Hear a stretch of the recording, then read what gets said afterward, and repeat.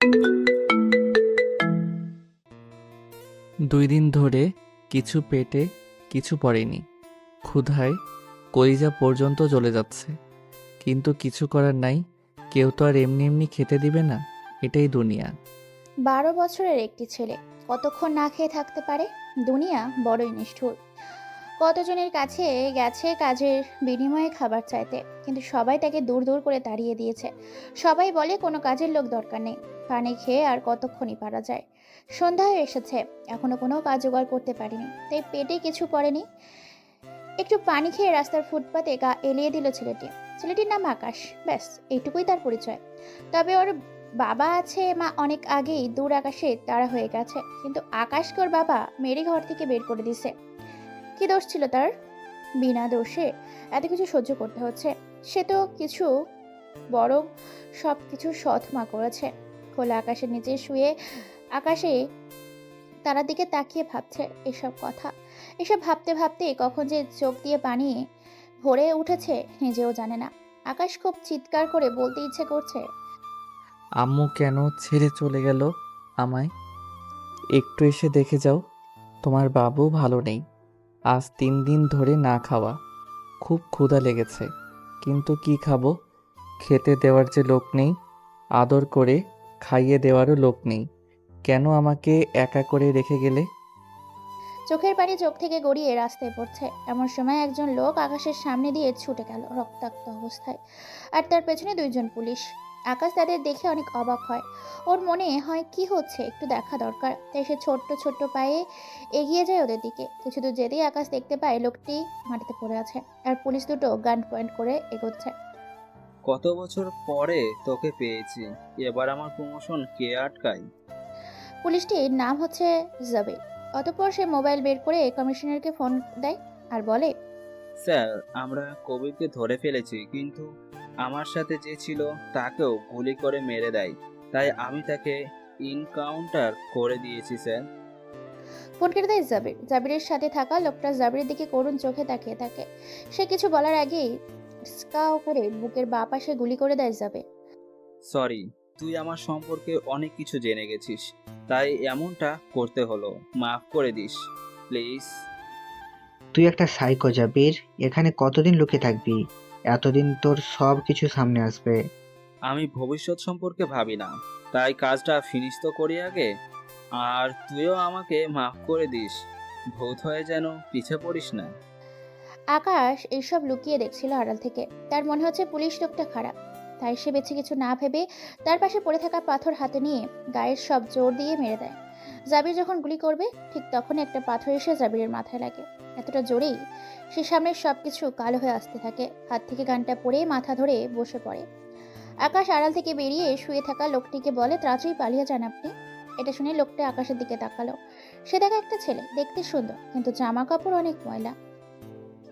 কবির ভাবে সে যদি পালিয়ে যায় তাহলে জবির তো এই ছেলেটাকে ছাড়বে না, তাই কবির গিয়ে আকাশের হাত ধরে আর বলে, ও অনেক ভয়ঙ্কর। তুইও আয় আমার সাথে। এই বলে হাত ধরে টানতে টানতে নিয়ে যাচ্ছে। কিছুদূর যেতেই আকাশের শরীরের বাকি শক্তিটুকু ফুরিয়ে গেল। 3 দিন ধরেই না খাওয়া, তাই রাস্তায় পড়ে গেল। অনেক কষ্ট হচ্ছে তার, যেন মৃত্যুর খুব কাছাকাছি চলে এসেছে।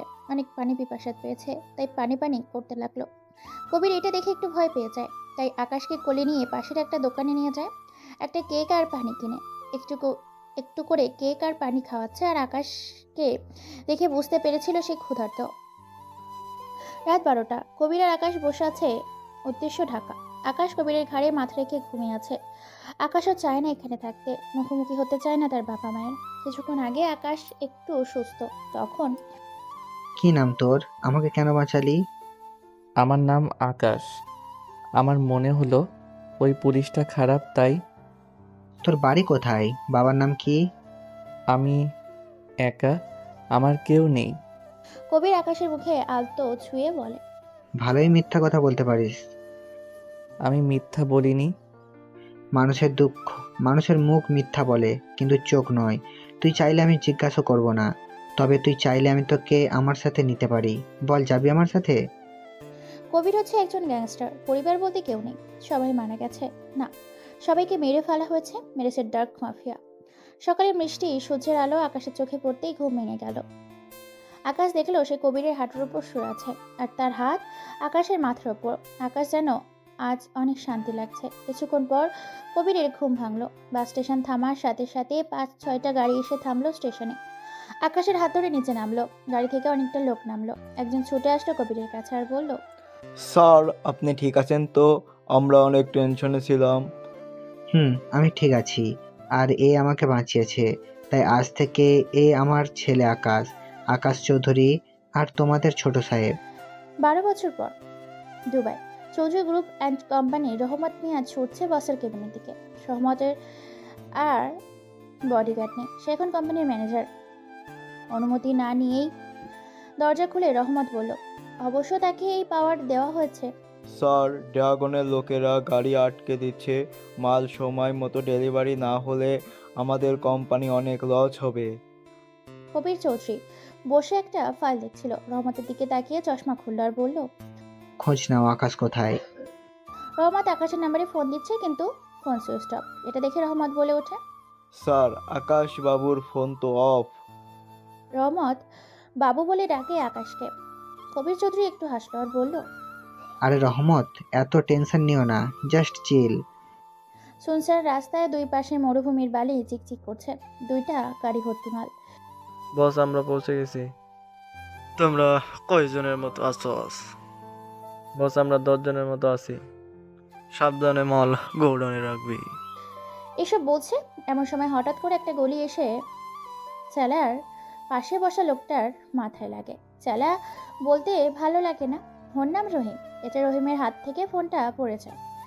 দেখে তার পাশে বসে থাকা লোকটির কপাল ফুটো হয়ে গেছে আর তার সামনে গ্লাস ফুটো হয়ে আছে। তাই সে ফুটো অনুসরণ করে সামনে তাকায়। এদিকে ড্রাগন ফোনে হালো হালো করে যাচ্ছে। রহিম দেখলো তাদের সামনে একটি লেমনগিরি কার, আর গাড়িতে হেলান দিয়ে কেউ দাঁড়িয়ে আছে, মুখে সিগারেট আর হাতে এক হাত দিয়ে খাচ্ছে আর অন্য হাতে একটা M4A1 গান তার ঘাড়ের ওপর হেলান দিয়ে রাখা। ছেলেটি দেখতে সুন্দর, মুখে খোঁচা খোঁচা দাড়ি, লম্বায় 6 ফিট 7 ইঞ্চি, কালো প্যান্ট, সাদা শার্টের ওপরে কালো ব্লেজার, আবারও কালো শু, চুলগুলো স্টাইল করা, চোখে কালো সানগ্লাস, সব মিলিয়ে যেন ম্যান ইন ব্ল্যাক। আকাশ, হ্যাঁ এটাই আকাশ চৌধুরী। ড্রাগনের লোকেরা গাড়ি থামিয়ে সবাই গাড়ি থেকে নেমে দাঁড়ালো। যা সবাই, ও লাশ দেখতে চাই আমি। সবাই যে যার মতো ছুরি, কাঠারি, রামদা, রড এসব নিয়ে ছুটে আছে আকাশের দিকে। আকাশ গানটা গাড়িতে রেখে সিগারেট টানতে টানতে হেঁটে সামনের দিকে এগোচ্ছে। একজন আকাশের রামদা দিয়ে মারতে আসলে ওর পেটে একটা ঘুষি মেরে ওর কাছ থেকে রামদাটা নিয়ে লোকটার গলায় চালিয়ে দেয় আর তার মাথাটা নিচে পড়ে থাকে। এটা দেখে বাকি সবাই একটু ভয় পেয়ে দাঁড়িয়ে যায়। এখন বুঝতে পারছি সকাল থেকে হাত কেন চুলকাচ্ছিল। ওই তোরা দাঁড়িয়ে গেলি কেন? আমার কাছে তোদের সাথে গল্প করার টাইম নাই, so come and finish me. বলে আবার মুখে সিগারেট দিল আকাশ। এবার একবারই সবাই চলে আসলো আকাশের কাছে। 8টা লাশ রাস্তায় পড়ে আছে। আকাশের জামা কাপড়, মুখে রক্ত লেগে আছে। সিগারেট শেষ হয়ে এসেছে, তাই নিচে ফেলে দিয়ে পা দিয়ে পিষে দিল। ট্রাকের সামনে রহিম দাঁড়ানো আছে। সে তো ভয় আজমারা হয়ে গেছে। আকাশ ওর দিকে তাকালো, হাত উঁচু করে ডাক দিল রহিমকে। রহিম মাথা নাড়িয়ে বলল, না। দূর শালা, আয়, তোকে কিছু করব না, তোকে আমার পছন্দ হয়েছে রে। আকাশ পেছনে গাড়ির কাছে চলে গেল। রহিম এখন আগের জায়গায় দাঁড়ানো। ওই তোকে আসতে বলেছি না এখানে। রহিম ভয় পেয়ে আকাশের কাছে চলে যায়। কোমর থেকে একটা গান বের করে রহিমকে দেয়। নিজের চশমা খুলে নেয় আর বলে, নে এবার মার। রহিম একবার আকাশের চোখের দিকে তাকায় আর একবার তার হাতের গানের দিকে। ধুর, তোর দ্বারা হবে না। বলে আকাশ রহিমের বুকে গুলি করে দেয় আর বলতে থাকে, কত সময় পেয়েছিস, এর মধ্যে আমাকে মেরে দিতে পারতিস, কিন্তু আকাশ নিজের শার্ট ব্লেজার খুলে নিচে ফেলে দেয়। আকাশের জিম করা বডি বেরিয়ে আসে। গাড়ি থেকে পানির বোতল নিয়ে মুখ ভালো করে ধুয়ে নেয় আর পকেট থেকে ফোন বের করে সহমত মামাকে ফোন দেয়। আকাশ সহমতকে মামা বলে ডাকে। হ্যালো মামা। বাবু, তুই কোথায়? ফোন অফ কেনে? আরে একদিকে আমাদের সর্বনাশ হয়ে গেছে।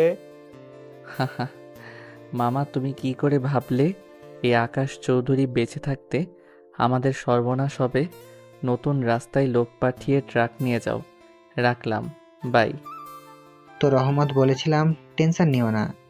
আপনিও যেমন আপনার ছেলেটাও তেমন। বলেই আগে গজগজ করতে করতে চলে গেল রহমত। আসলে রহমত কবির চৌধুরীর বন্ধুর মতো, আর আকাশকে নিজের ছেলের মতোই ভালোবাসে। পরিবার বলতে আছেন স্ত্রী, একটা মেয়ে, একটা ছেলে, কিন্তু তারা সবাই বাংলাদেশে। এ দেখে কবির চৌধুরী আরো জোরেই হাসতে লাগলো। ম্যাডাম ম্যাডাম, অনেক বেলা হয়ে গেছে, এবার উঠেন, বড় সাহেব আপনাকে ডাকছে। এই ভাগ এখান থেকে। সকালে উঠেই তোর মতো ছোট লোকদের চেহারা দেখতে চাই না। কাজের লোকটি বাইরে চলে গেল। কম্বলের মধ্যে থেকে বেরিয়ে এলো একটা মেয়ে, দেখতে অনেক সুন্দর, ঠিক যেন পরি। ডান গালে একটা তিলও আছে, নাম তাইবা মণি। তার বাবা ডাকে মনিরা বলে। ধনির বাবার একমাত্র মেয়ে, হাদর পেয়ে বাদর হয়ে যাবার প্রাণী এটা। বাবার পাওয়ার দেখিয়ে চলে সবসময়, অহংকারে যেন পা মাটিতে পড়ে না। ওর বাবা দেশের নামকরা বিজনেসম্যান আরমান আহমেদ। মা ছোটবেলায় মারা গেছে, কিন্তু একে প্রথম দেখায় ছেলে মনে হবে সবার, কারণ পোশাক ছেলেদের মতোই পরে। মনিরা ফ্রেশ হয়ে নিচে এসে দেখে তার বাবা তার জন্য খাবার টেবিলে অপেক্ষা করছে। Good morning papa. Good morning my princess. তো ঘুম কেমন হলো? ভালো। তবে আমি তোমাকে কতবার বলছি যে কোনো ছোট লোক যেন আমার ঘরে না ঢুকে। হয়েছে, এখন খেয়ে নাও। আরমান আহমেদ তার মেয়ের প্লেটে খাবার দিচ্ছে, মনিরা খাচ্ছে। এমন সময় তার কাশি লাগে। তার গ্লাসে পানি নেই, জগ একটু দূরে। তাই একটা কাজের মহিলাকে জগ এনে পালিয়ে ঢেলে দেয়, আর তখনই ঠাস করে একটা চড় মেরে দেয়। কত বড় সাহস তোর, তুই আমার গ্লাসে হাত দিস? তোকে আমি। আবার চড় মারতে গেলে আরমান আহমেদ ওটা আটকায়, আর ইশারায় কাজের লোকদের চলে যেতে বলে। মনিরা তার বাবার দিকে তাকায়। মনিরা, এটা কিন্তু অনেক বাড়াবাড়ি। আচ্ছা, তুমি তো ওদের দেখতে পারো না, তাহলে ওদের বিদায় করে দিই, কি বলো? দাও, ওদের মুখ আমি আর দেখতে চাই না, যত সব। তাই বলে দিই। তাহলে আমাদের বাড়ির সব কাজ তোমাকে আর আমাকে করতে হবে। রান্না করা, ঘর পরিষ্কার করা, সব কিছু দেখাশোনা। কি বলো, করতে পারবে তো? যদি পারো তাহলে আমি ওদের বিদায় করে দিচ্ছি। মনিরা কোনো কিছু বলল না, সোজা নিজের রুমে চলে গেল। রুমে বসে সে ভাবছে, পাপা তো কতগুলো ঠিকই বলেছে, আর ওদের যে সহ্য হয় না আমার, কিন্তু ওদের যে সহ্য হয় না আমার। রাতে কবির চৌধুরী বাড়িতে সোফায় বসে টিভি দেখছে। তখন আকাশ দরজা খুলে পেছন দিয়ে বিনা শব্দে নিজের রুমের দিকে যেতে লাগলো। আকাশ এদিকে আয়। ইস, কিভাবে বড় আব্বু, তুমি তো অন্যদিকে ফিরেছিলে। আকাশ কবির চৌধুরীকে বড় আব্বু বলেই ডাকে, কারণ তার আব্বু আছে, সেই শুধুমাত্র আকাশের আব্বু। ভুলে যাস না আমি তোর কে হই, আর তোকে সেই ছোট্টবেলা থেকে চিনি আমি, তাই আমার সাথে চালাকিতে পেরে উঠবি না। আচ্ছা বলো, কি বলবা? অনেক টায়ার্ড আছি। ফৌজিয়ার বিয়ের ডেট চলে এসেছে, তাই 2-1 দিনের মধ্যে রহমত আর তোকে বাংলাদেশে যেতে হবে। সব কিছু গুছিয়ে নে। ফৌজিয়া রহমত মিয়ার মেয়ে। তুমি যেটা বলবা সেটাই হবে। এখন সুন্দর করে গিয়ে ফ্রেশ হয়ে খেতে আয়। ওকে। এই বলে আকাশ চলে গেল। রুমে গিয়ে শাওয়ার নিয়ে বাইরে এসে ফোনটা হাতে নিল। ডাইনি নামে একটা নাম্বারে কল দিল। এটা ফৌজিয়া। আকাশ তাকে ডাইনি বলেই ডাকে, নিজের বোনের মতোই ভালোবাসে। ফৌজিয়া দেখতেও অনেক সুন্দর, অনেক ভদ্র, মনে কোনো অহংকার নেই। অতঃপর আকাশ ফৌজিয়াকে ফোন দেয়। আসসালামু আলাইকুম ভাই। ওয়ালাইকুম আসসালাম। কি রে ডাইনি, কেমন আছোস? আলহামদুলিল্লাহ ভালোই আছি, তুই কেমন আছিস? আলহামদুলিল্লাহ ভালো। তুই তো থাকবি, কারণ আমাদের জ্বালিয়ে তোর তো হয়নি। এখন আমাদের ভোলা ফালা দুলাভাইটাকে শেষ করবি। বুঝেছি, তোর মার খাইতে ইচ্ছে করছে, তো কবে আসবি? পরশু।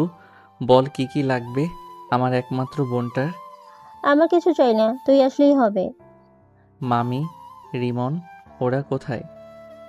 সবাই কাজে ব্যস্ত, আমি বসে বোর হচ্ছি। তুই তাড়াতাড়ি আয়, তোকে খুব মিস করছি। Okay bye. বলে রেখে দিল। ওরা কেউ আকাশের প্রফেশন সম্পর্কে কিছুই জানে না, মানে আকাশ যে গ্যাংস্টার এটা ওরা জানে না। ওরা সবাই জানে আকাশ একটা ভদ্র ছেলে, যে কিনা ব্যবসা সামলাচ্ছে। পরের দিন মনিরাকে আরমান সাহেব ঘুম থেকে ডেকে তুললো। ফ্রেশ হয়ে নাস্তা করে নিয়ে গাড়ি নিয়ে কলেজে বেরিয়ে পড়লো। নিজের গাড়ি নিজেই চালাচ্ছে কলেজ যাওয়ার জন্য। মনিরা অনার্স প্রথম বর্ষের ছাত্রী, আর সাথে আছে বাবার দাঁত করা কয়টা বডিগার্ড। কলেজে মন খারাপ করে বসে আছে, কারণ তার বেস্ট ফ্রেন্ডের বিয়ে কয়দিন পর, আর সেটা হলো ফৌজিয়া। হঠাৎ কলেজের ভিপি ভাই রবিন মনিরার কাছে এসে বলল, হাই মনি, কেমন আছো? একে দেখলেই যেন মনিরার গা জ্বলে। সব সময় মেয়েদের শরীর টাচ করার ধান্দায় থাকে। তবুও মুখে হাসি এনে বলল, মার খেতে না চাইলে ফোর্ট এখান থেকে। হেই বেবি, কি বলে এগুলা? কাছে এসো। প্রবীণ একটু কাছে আসায় মনিরা একটা থাপড় মেরেই বলল, কুত্তার বাচ্চা, বলছি এখান থেকে চলে যেতে, তা না করে তুই আমার দিকে এগিয়ে এসেছিস। সাহস কত বড় তোর! বলে মিডিল পয়েন্টে লাথি মেরে দেয়। এয়ারপোর্টে কবি চৌধুরী, আকাশ আর রহমত মামা দাঁড়িয়ে আছে। অতঃপর কবি চৌধুরী বলতে লাগলো, রহমত, খেয়াল রেখো আমার কলিজাকে, তোমার সাথে পাঠাচ্ছি। জানোই তো ও আমার দুনিয়া। আকাশ চুপচাপ এসব শুনছে। যার দুনিয়া হতে চলেছিল সেই তো দূরে ঠেলে দিল। কিন্তু ইনি? আকাশ কবি চৌধুরীকে জড়িয়ে ধরল আর বলল, নো টেনশন বড় আব্বু, মামা আছে তো। কি বলো মামা? স্যার, আমি আছি তো। আমি থাকতে বাবুর কিছু হতে দিব না।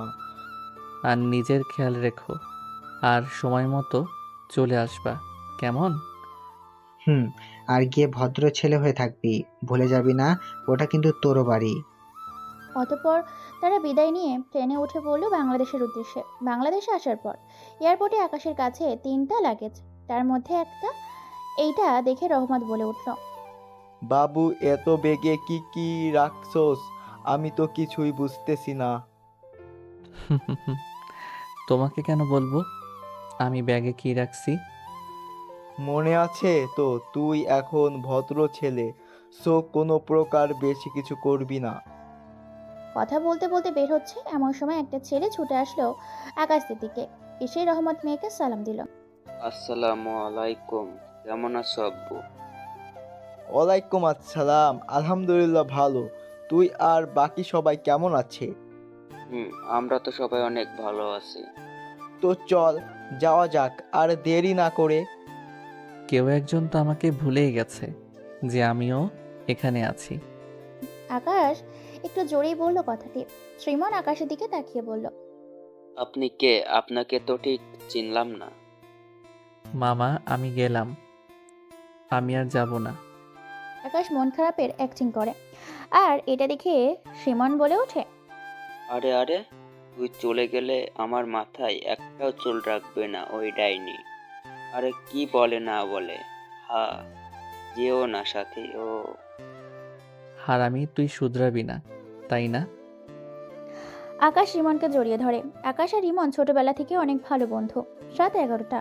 রহমত মামার বাড়িটা অনেকটা বড় আছে, আর বিয়ে বলে সাজানো, দেখতে অনেক সুন্দর লাগছে। শ্রীমন দরজায় কলিং বেল দিচ্ছে। শ্রীমনের আম্মু নুসরাত বেগম দরজা খুলে রহমত মামাকে জড়িয়ে ধরে কান্না শুরু করে দিল। আরও অনেক কিছু বলল। মামির সাথে কথা বলে নিলাম, আমরা আসার সময় খেয়ে এসেছিলাম, তাই না খেয়ে রুমে চলে গেলাম।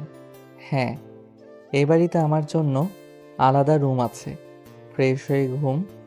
সকালে আকাশ, আকাশ, অনেক বেলা হয়েছে, উঠ, কত কাজ পড়ে আছে, বিয়ে বাড়ি বলে কথা। আমি আড়মোড়া করে উঠতেই ডাইনিটা লাফাতে লাফাতে আমার রুমে প্রবেশ করলো। এসে আমার বিছানায় বসে পড়ল। নাও শুরু হয়ে গেল। ভাই, আমার জন্য কি এনেছিস? কিছু না, তুই তো বলেছিলি তোর কিছু চাই না। ও, নতুন বউটার মন খারাপ হয়ে গেল বুঝি? ওখানে লাল লাগেজটা তোর জন্য, যা দেখ কিছু পছন্দ হয় কিনা। আকাশ 3টা লাগেজ নিয়ে এসেছিল। লালটা ফৌজিয়ার, কালোটা বাড়ির সবার জন্য, আর সাদাটা নিজের বাবার জন্য, যে কিনা আকাশকে বাড়ি থেকে বের করে দিয়েছিল। আকাশে বাংলাদেশে আসার 2টা উদ্দেশ্য: 1 ফৌজিয়ার বিয়ে, 2 বাবাকে এক পলক দেখা। ধরো বাংলাদেশে আসায় অপেক্ষায় ছিলাম এতদিন কবির চৌধুরী। তোর জন্য আমি আমার চাকরি হারিয়েছিলাম, জেলে যেতে হয়েছে তোর জন্য, তোকে আমি বাঁচতে দেব না। ডেভিডের মতো হেসে হাতের মধ্যে পিস্তল ঘুরিয়ে বলল জাবির। খবর নেই কবির চৌধুরী সম্পর্কে। জাবির তার একটা কর্মীকে বলল, আকাশ সকাল থেকে কাজ করছে, এমন ভাবে আছে যে কেউ বুঝবে না সে একজন কোটিপতি। একটা টি শার্ট, একটা প্যান্ট আর একজোড়া স্যান্ডেল পরা। দেখেই মনে হচ্ছে না। কেমন মনে হচ্ছে আপনারাই ভেবে নিন। ফৌজিয়া বাইরে এসে উকি মারছে, আকাশ সেটা খেয়াল করছে। সে আকাশের কাছে চলে আসলো আর বলল, ভাই। আকাশের হাত ধরে করুণ লুকে তাকালো। আকাশ একটু হেসে বলল, বল কি লাগবে। আকাশ জানে ফৌজিয়ার এমন লুক মানে ওর কিছু চাই, কারণ নিজের বোন ভাবে তাকে, তাই তার সবকিছু জানা কর্তব্য। ইস, আমার যে কেন একটা বোন থাকলো না। ও অব্র, ফৌজিয়ার হবু বর শপিং মলে আসবে আজকে, আমিও যাব। প্লিজ কিছু কর। যেতেই হবে, না গেলে হয় না। হুম, যাব, না গেলে হয় না। তুই যে কি, মামা মামিকে কি বলবো এখন? তুই তো আমাকে বিপদে ফেলে দিলি। জানি না, প্লিজ প্লিজ ভাই, তুই কত ভালো, কিউট পিউট সোনা ময়না টিয়া। এই থাম, ভাবতে দে আগে। যাক বাবা, কত কষ্টে বের হতে পারলাম। এখান থেকে ডান দিকে যা। মল তো ওইদিকে না, তাহলে ওদিকে কেন যাব? আর আমাকে চেঞ্জ করারও টাইম দিস নাই, কেমন বাজে দেখাচ্ছে। ওরে আমার হনুমান ভাই, যেই না চেহারা তাতে আবার বাঁচে। বেশি কথা না বলে ওই দিকে চল। মনিরা তাদের বাড়ির সামনে সেজে গুজে দাঁড়িয়ে আছে। ফৌজিয়া ওকে নিতে আসবে বলে কালো গাউনের সাথে হালকা মেকআপ, জাস্ট আজ যেন সে পরিদের সাথে কম্পিটিশন করে তাদের হারিয়ে দিতে পারবে। আকাশ গাড়ি চালাচ্ছে, হঠাৎ তার চোখ পড়লো একটা গেটের সামনে দাঁড়িয়ে থাকা পরির দিকে, থুকু মেয়ের দিকে। ওকে দেখে যেন আকাশের পুরো দুনিয়া স্লো মোশনে মেয়েটির চুল উঠছে, মুখে চলে এলো। মেয়েটির কানের পেছনে চুল গোছাটা জাস্ট ক্রাশ। আকাশের হৃদস্পন্দন এতটাই বেড়ে গেছে যে ভেতরে কেউ ঢোল পিটাচ্ছে। হঠাৎই আকাশ বেটি থেকে চোখ ফিরিয়ে নেয়, নিজেই নিজেকে বলতে থাকে, কন্ট্রোল আকাশ, কন্ট্রোল। এসবে মোহিত হলে চলবে না। তোকে যে তোর বড় আব্বুর কথা শুন। বলে আকাশ আবার মেয়েটার দিকে তাকালো। যাই হোক, মেয়েটা অনেক সুন্দর। ভাই এখানে দাঁড়া, আয় উঠে আয়। ফৌজিয়া মেয়েটিয়া মানে মনিরাকে বললো। মনিরা একবার আকাশের দিকে তাকালো ভালো করে। তোকে আমি কতবার বলবো যে এসব ছোট লোক চাকর বাকর নিয়ে আমার সাথে দেখা করতে আসবি না। মনি, কি বলছিস এসব? আকাশ এত সময় মেয়েটির সম্পর্কে যা ভেবেছিল এই মুহূর্তে সব পানিতে ধুয়ে গেল। এখন আকাশের চোখে মেয়েটি সুন্দরী নয়, বরং অহংকারী। তোকে আমি বারবার বলেছি ড্রাইভার না নিয়ে আসতে, এনেছিস ভালো কথা। ওর কাপড় চোপড় দেখেছিস কতদিন পরিষ্কার করে না, মনে হচ্ছে কোন এক ফকির। মনিরা গাড়িতে না উঠে গাড়ির বাইরে দাঁড়িয়ে কথাগুলো বলছে। আকাশের হাসি পেল কথাগুলো শুনে, আবার রাগও হচ্ছে। মনি, তুই কিন্তু বেশি বলছিস। ও আমার ভাই আকাশ, তোকে বলছিলাম দুবাই বিজনেস আর রইল কাপড়ও কাজ করছিল, আমি ওকে ধরে নিয়ে এসেছি। ফৌজিয়া কড়া গলায় বললো এগুলো। এবার মনিরা আকাশের দিকে এক নজরে সামনের দিকে তাকিয়ে আছে।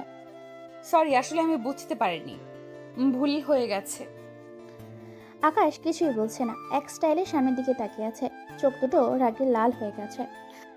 সরি বললাম তো, আরে কিছু তো বলুন। আকাশ এবার মনিরার দিকে ফিরল, চোখে রাগ স্পষ্ট, কিন্তু মুখে হাসি এনেই বলল, সরি ম্যাডাম জি, আমি অহংকারীদের সাথে কথা বলি না। আকাশ, ফৌজিয়া আর মনিরা তিনজন মলে পৌঁছে গেল। পথে মনিরা অনেকবার আকাশের দিকে তাকালেও আকাশ একবারও তার দিকে ফিরেও তাকায়নি, কারণ আকাশ অহংকারীদের সহ্য করতে পারে না। তোরা যা, আমি আসছি। না, তা হবে না, চল আমার সাথে। বলেই হাত ধরে টেনে নিয়ে গেল ফৌজিয়া। মনিরা এখন অনেক রাগ হচ্ছে যে আকাশ তার দিকে একবারও তাকাচ্ছে না, ভাব নিচ্ছে। হ্যাঁ, তার ভাব দেখার টাইমই নেই এই মনিরের কাছে। কিছু দূর যেতেই অভ্র চলে আসলো। আকাশ তাকে আগে থেকেই চেনে। আসলে ফৌজিয়ার বিয়ে যখন ঠিক করা হচ্ছিল তখন আকাশ বাংলাদেশে ছিল, আর আকাশ ফৌজিয়ার ছোট। দুলা ভাই, কেমন আছেন আপনি? আলহামদুলিল্লাহ ভালো, তুমি কেমন আছো? আলহামদুলিল্লাহ, আমিও ভালো আছি। তা তোমার এই অবস্থা কেন? আকাশের জামা কাপড়ের দিকে তাকিয়ে কথাটি বলল। আকাশ রাগে চোখে ফৌজিয়ার দিকে তাকিয়ে বলল, সব দোষ এই ডাইনিটার, ওর নাকি আর বলতে পারলো না ফৌজিয়া। আকাশের মুখ হাত দিয়ে চেপে ধরেছে। আরে আরে কি করছো, ওকে বলতে দাও। এত কিছু শুনতে হবে না, চল যেটা করতে এসেছে সেটা করি। ওরা তিনজন সামনে, আমি একটু পেছনে। দুলাভাই, এখন থেকে তাই এই শাসন। অন্য দিনগুলো তো বাদই দিলাম। ভেবে নিন, ডাইনিটাকে কি রাখবেন, নাকি নিজে ডাইনির জামাই হয়ে যাবেন? তবে রে হারামি, তুই দাঁড়া, তোকে দেখাচ্ছি মজা। বলে আকাশের দিকে ছুটে আসতে লাগলো ফৌজিয়া। অভ্র ফৌজিয়ার হাত ধরে বলল, আমি তোমাদের ডাইনিটাকে নিজের করে রাখতে চাই, অনেক আপন করে। এই একে অন্যের চোখের দিকে তাকিয়ে আছে। আকাশ আস্তে করে ওদের কাছ থেকে চলে গেল আর বলল, ও মা গো টুরু লাভ। আকাশ আর অভ্র একটু দূরে বসে আছে আর ফৌজি আর মনিরা কেনাকাটা করছে। বুঝি না বাপু, মেয়েদের এত কেন কেনাকাটা লাগে? আচ্ছা, তুই তো বলেছিলি ও তা তোর ভাই, কিন্তু কেমন ভাই? ফৌজিয়া হালকা এসে উত্তর দিল, আমার ভাই মানে আমার। ধুর, তোর সাথে কথা বলাই বেকার। আচ্ছা, এগুলো কার জন্য কিনছিস? চল তোকে একটা জিনিস দেখাই। ভাই দোকানদার, এখানকার সব থেকে কম দামি টি শার্টটা দেন তো। দোকানে একটা টি শার্ট বের করে দিল, যেটা দেখলে কেউই পছন্দ করবে না। ফৌজিয়া সেটা হাতে নিয়ে বলল, আয়, তুই জানতে চাইছিস না কেমন ভাই? ওরা আকাশের সামনে চলে গেল। ফৌজিয়া টি শার্টটা আকাশের সামনে ধরে বলল, ভাই এটা কেমন? আকাশ টি শার্টটি দিকে না তাকিয়ে ফৌজিয়ার দিকে তাকালো আর বলল, এটা তোর পছন্দ হয়েছে? ফৌজিয়া মাথা নাড়িয়ে বলল, হ্যাঁ পছন্দ হয়েছে। হুম, তাহলে অনেক সুন্দর। যা, এটা ট্রাই করে আমাকে দেখা। আচ্ছা, ওয়েট কর। আকাশ ওটা নিয়ে ট্রায়াল রুমে চলে গেল। অভ্র ফৌজিয়ার দিকে তাকিয়ে আছে। দেখছিস কেমন ভাই আমার? হয়তো আপন না, তবে আপনের থেকেও আপন, যে আমার জন্য, আমার মুখের হাসির জন্য সব করতে পারে। অভ্র এবার বুঝতে পারছে কি হচ্ছিল এখানে। আকাশ ওটা গায়ে দিয়ে বের হয়ে বলল, কেমন? ফৌজিয়া বলল, ছি, কি বাজে দেখা যাচ্ছে, এখনই খোল। কি বলিস বাজে মানে? তোর না পছন্দ হয়েছিল? আকাশ ফৌজিয়াকে বকছে আর ফৌজিয়া আকাশের বকা দেখে হাসছে। মনিরাও আকাশের দিকে এক নজরে তাকিয়ে আছে, বিশেষ করে আকাশের চোখের দিকে, যেন তার চোখ কিছু বলছে। এই প্রথম সে কোনো ছেলেকে এত ভালো করে দেখছে। মনিরার লাইফে ছেলে বলতে তার বাবা আর আকাশের নাক সিটকানোর কথা বলা দেখে মনিরা নিজের অজান্তেই হো হো করে হেসে উঠল। মনিরার হাসির শব্দ শুনে আকাশের প্রতি বন্ধ হয়ে গেল। আকাশ এক পলকে মনিরার দিকে তাকিয়ে চোখ হেঁচু করে নিল। মনে মনে বলতে লাগলো, না না, আর তাকাবি না। না, তাকাস না। বেহায়া চোখ, তার কথা কানেই তোলেনি। আকাশ মনিরার সেই মুক্তঝরা হাসি দেখছে। বেশি লাফাইস না, এটা গল্প। রিয়েলে তো তোর সামনে 5টা দাঁত নেই, আর হাসি, এটা কি হলো? আকাশের আশেপাশে তাকাচ্ছে, সবকিছু থমকে গেছে, শুধু মনিরা বাদে। সে হাসতেই আছে। আকাশ ফৌজিয়ার বাড়িতে ফিরে এলো। মনিরাও আছে তাদের সাথে, কিন্তু এসে যা দেখে সেটা দেখে তার মাথায় রক্ত উঠে যায়। রহমত মামা বাড়িটা অনেক বড়, বাড়ির সামনে অনেক জায়গা, সামনে গেট। আকাশটা গেট দিয়ে ঢোকার সময় তার পাশে তাকিয়ে দেখে সবকিছু লন্ডভন্ড হয়ে পড়ে আছে। আকাশ তাড়াতাড়ি গাড়ি থেকে নেমে বাড়ির ভেতর ছুটে গেল। ফৌজিয়ার মনিরার সাথেও আছে। পরে যেটা দেখলো সেটা আকাশ আশা করেনি। সবাই এক জায়গায় গোল হয়ে দাঁড়িয়ে আছে। বাড়ির মধ্যে সবকিছু ভাঙা চূড়া, আর মামি অজ্ঞান হয়ে আছে। মামার চুলগুলো এলোমেলো। রহিম গাল দিয়ে রক্ত বেরোচ্ছে, শ্রীমনের গাল দিয়ে রক্ত বেরোচ্ছে। আকাশ ওদের মাঝে চলে গেল আর বলল, রিমন, কি হয়েছে? কে করেছে এসব? চোখ দিয়ে যেন আগুন বেরোচ্ছে আকাশের। আকাশের এমন অবস্থা, রহমত মামা আকাশের কাছে চলে আসে আর বলে, বাবু, তোরা কখন এলি? এখানে তো কিছুই হয়নি। রিমন, বল কি হয়েছে? কে করেছে এসব? সাব্বির। কি রে শত্রু, কি কেলানিটাই না দিব ভাবতেই নাচতে ইচ্ছা করছে। ও ফৌজিয়াকে পছন্দ করত, আর আজকে ওকে তুলে নিতে যেতে এসেছিল। ওই করছে এসব, মাকে চড় মারছে, ফলে যে জ্ঞান হয়ে গেছে। আমাকে মারছিল, তখন বাবা ঠেকাতে আসলে বাবাকেও ফেলে দেয়। চল আমার সাথে। বলেই রেমানের হাত ধরে টেনে নিয়ে যেতে লাগলো। এটা দেখে মামা বলে, আকাশ, তুই কিন্তু তোর বাপকে কথা দিয়েছিস, সেটা ভুলে যাস না। কথা দিয়েছি ভদ্র থাকার, তাই বলে আমার মাকে যে মারবে, যে আমার বাবার সমান মামকে ধাক্কা দিয়ে ফেলে দিবে, আর আমার ভাইকে মেরে রক্তাক্ত করবে, আর আমি কি সেটা দেখেই যাব? কিছু করব না? এমনটা আমি পারবো না। আর এমন শিক্ষা তো তোমরা তো আমাকে দাওনি। বলে রিমানের হাত ধরে বেরিয়ে গেল আকাশ। রহমত মিয়া আকাশকে ভালো করেই চিনে, কি ঘটতে চলেছে সেটা আগে থেকেই বুঝতে পারছে। না, আমাকে বড় সাহেবকে জানাতে হবে, এক্ষুনি জানাতে হবে। বলেই ফোন বের করে দুবাইতে কল দিল সে। কবির চৌধুরী বসে চা খাচ্ছে আর টিভিতে খবর দেখছে। এমন সময় তার কল এলো। বলো রহমত, কোনো কিছু কি হয়েছে? স্যার, বাবু কিন্তু এখানে কোনো এক অঘটন ঘটাতে চলেছে বলে একটু আগে ঘটে যাওয়া সব কিছু খুলে বলল। আমার ছেলে কোনোদিন ভুল সিদ্ধান্ত নিতে পারে না। ওদের সাথে এমনটা হওয়া উচিত। আকাশের জায়গায় আমি হলেও একই কাজ করতাম। এই কথা শুনে রহমত কিছু বলছে না, কিন্তু কি বলবে বলার কিছু নাই। অতঃপর কবির চৌধুরী বলে ওঠে, এটা নিয়ে বিয়েতে কোনো সমস্যা হবে না, আমি কথা দিলাম। বাই। বলেই কল কেটে দিল। মনিরা কিছুই বুঝতে পারছে না কি হচ্ছে এখানে, তবে তাকে বেশ ভাবাচ্ছে আকাশের কর্মকাণ্ডগুলো। রহমত মিয়া মাথায় হাত দিয়ে মাটিতে বসে পড়ল। বাবাকে এমনভাবে বসতে দেখে ফৌজিয়া দৌড়ে বাবার কাছে চলে গেল আর বলতে লাগলো, ভাইয়ের জন্য চিন্তা হচ্ছে বুঝি? দেখো ওদের কিছু হবে না। চিন্তা তো হচ্ছে, তবে আকাশের জন্য না, ওই বখাটেদের জন্য। না জানি তাদের আজ কি হয়। শ্রীমন আকাশকে নিয়ে সাব্বিরদের আড্ডাখানায় আসলো। সাব্বিরের সাথে আরো 10 জনের মতো লোক আছে। এটা দেখে রিমন বলল, আকাশ, কি দরকার এসব ঝামেলা করার? পুলিশের সাহায্য নিব আমরা। আরে বেটা, তুই শুধু ভাব ওরা তোর মা বাবার সাথে কি করছে, তারপর বল এদের কি ছেড়ে দেওয়া যায়? না, এদের তো কঠিন শাস্তি হওয়া উচিত, আর যেটা এখন আমি এদের দিব। রাগে গজগজ করতে করতে বলল রিমন। শ্রীমনের রাগ নিয়ে সাব্বিরদের সামনে চলে গেল। আকাশ পেছনে আছে একটু দূরে। রিমনকে দেখে সাব্বির বলল, আরে শালবাবু যে, কি করে আসলে এখানে? একটু আগে কি খাবারগুলো খেয়ে পেট ভরেনি যে আবার খেতে চলে এলে? বসা থেকে উঠে রিমনের কাছে চলে এলো। অতঃপর সাব্বিরের কথা শুনে রিমন বলে ওঠে, প্রতিশোধ নিতে, তোকে মেরে প্রতিশোধ নিতে এসেছি। ওলে আমার শালাবাবু রাগ করে। ওই তোরা দেখছিস? তা শালাবাবু মারবা বুঝি? আচ্ছা মারো, নাও মারো মারো। নিজের গাল পেতে দিয়ে সাব্বিরের কথাগুলো বলল। রিমন চোখ বন্ধ করে দিল একটা চট, কিন্তু তার হাত কিছুতেই টাচ করেনি। তবুও দুম করে শব্দ হলো। তাই সে চোখ খুলে দেখে সাব্বির নিচে পড়ে আছে, গাল কেটে রক্ত বেরোচ্ছে। আরে ভাই, এক চড়েই কাঁধ করে দিলে। আকাশ রিমনের হাত ধরে কথাটি বলল। হঠাৎ করে একজনের হাতে লাঠি নিয়ে আকাশ দিকে ছুটে আসতে লাগলো। রিমন এটা দেখে চোখ বন্ধ করে নেয়, আর আকাশ ওই লোকটার বুকে লাথি মেরে দেয়। আকাশ ওদের যেমন ভাবে মারছে যেন আকাশ কোনো ক্ষুধার্ত বাঘ, আর বাকি সবাই তারই শিকার। রিমন এটা দেখে যেন আকাশ থেকে পড়ল। একে একে সবাইকে মারলো সে, তবে জানে মারেনি, হাত পা ভেঙে দিয়েছে। সাব্বির এক কোণায় গুটি মেরে বসে আছে। অতঃপর সাব্বির বলে উঠল, দেখ, তুই এটা ঠিক করলি না, আমার গায়ে হাত দিছস। আকাশের রাগ মাথায়, আবার এই আঙুল নাড়াচ্ছে। আকাশ এবার নিজের মাথা চুলকিয়ে বল, হাত না, তোর এমন কিছু করব যাতে তোর হাতের কথা সব সময় মনে পড়ে। বলে আকাশ সাবিরের বাম হাত ধরে আর সব কয়টা আঙুল ভেঙে দেয় আর বলে ওঠে, এবার নে, হাতের কথা খুব মনে পড়বে।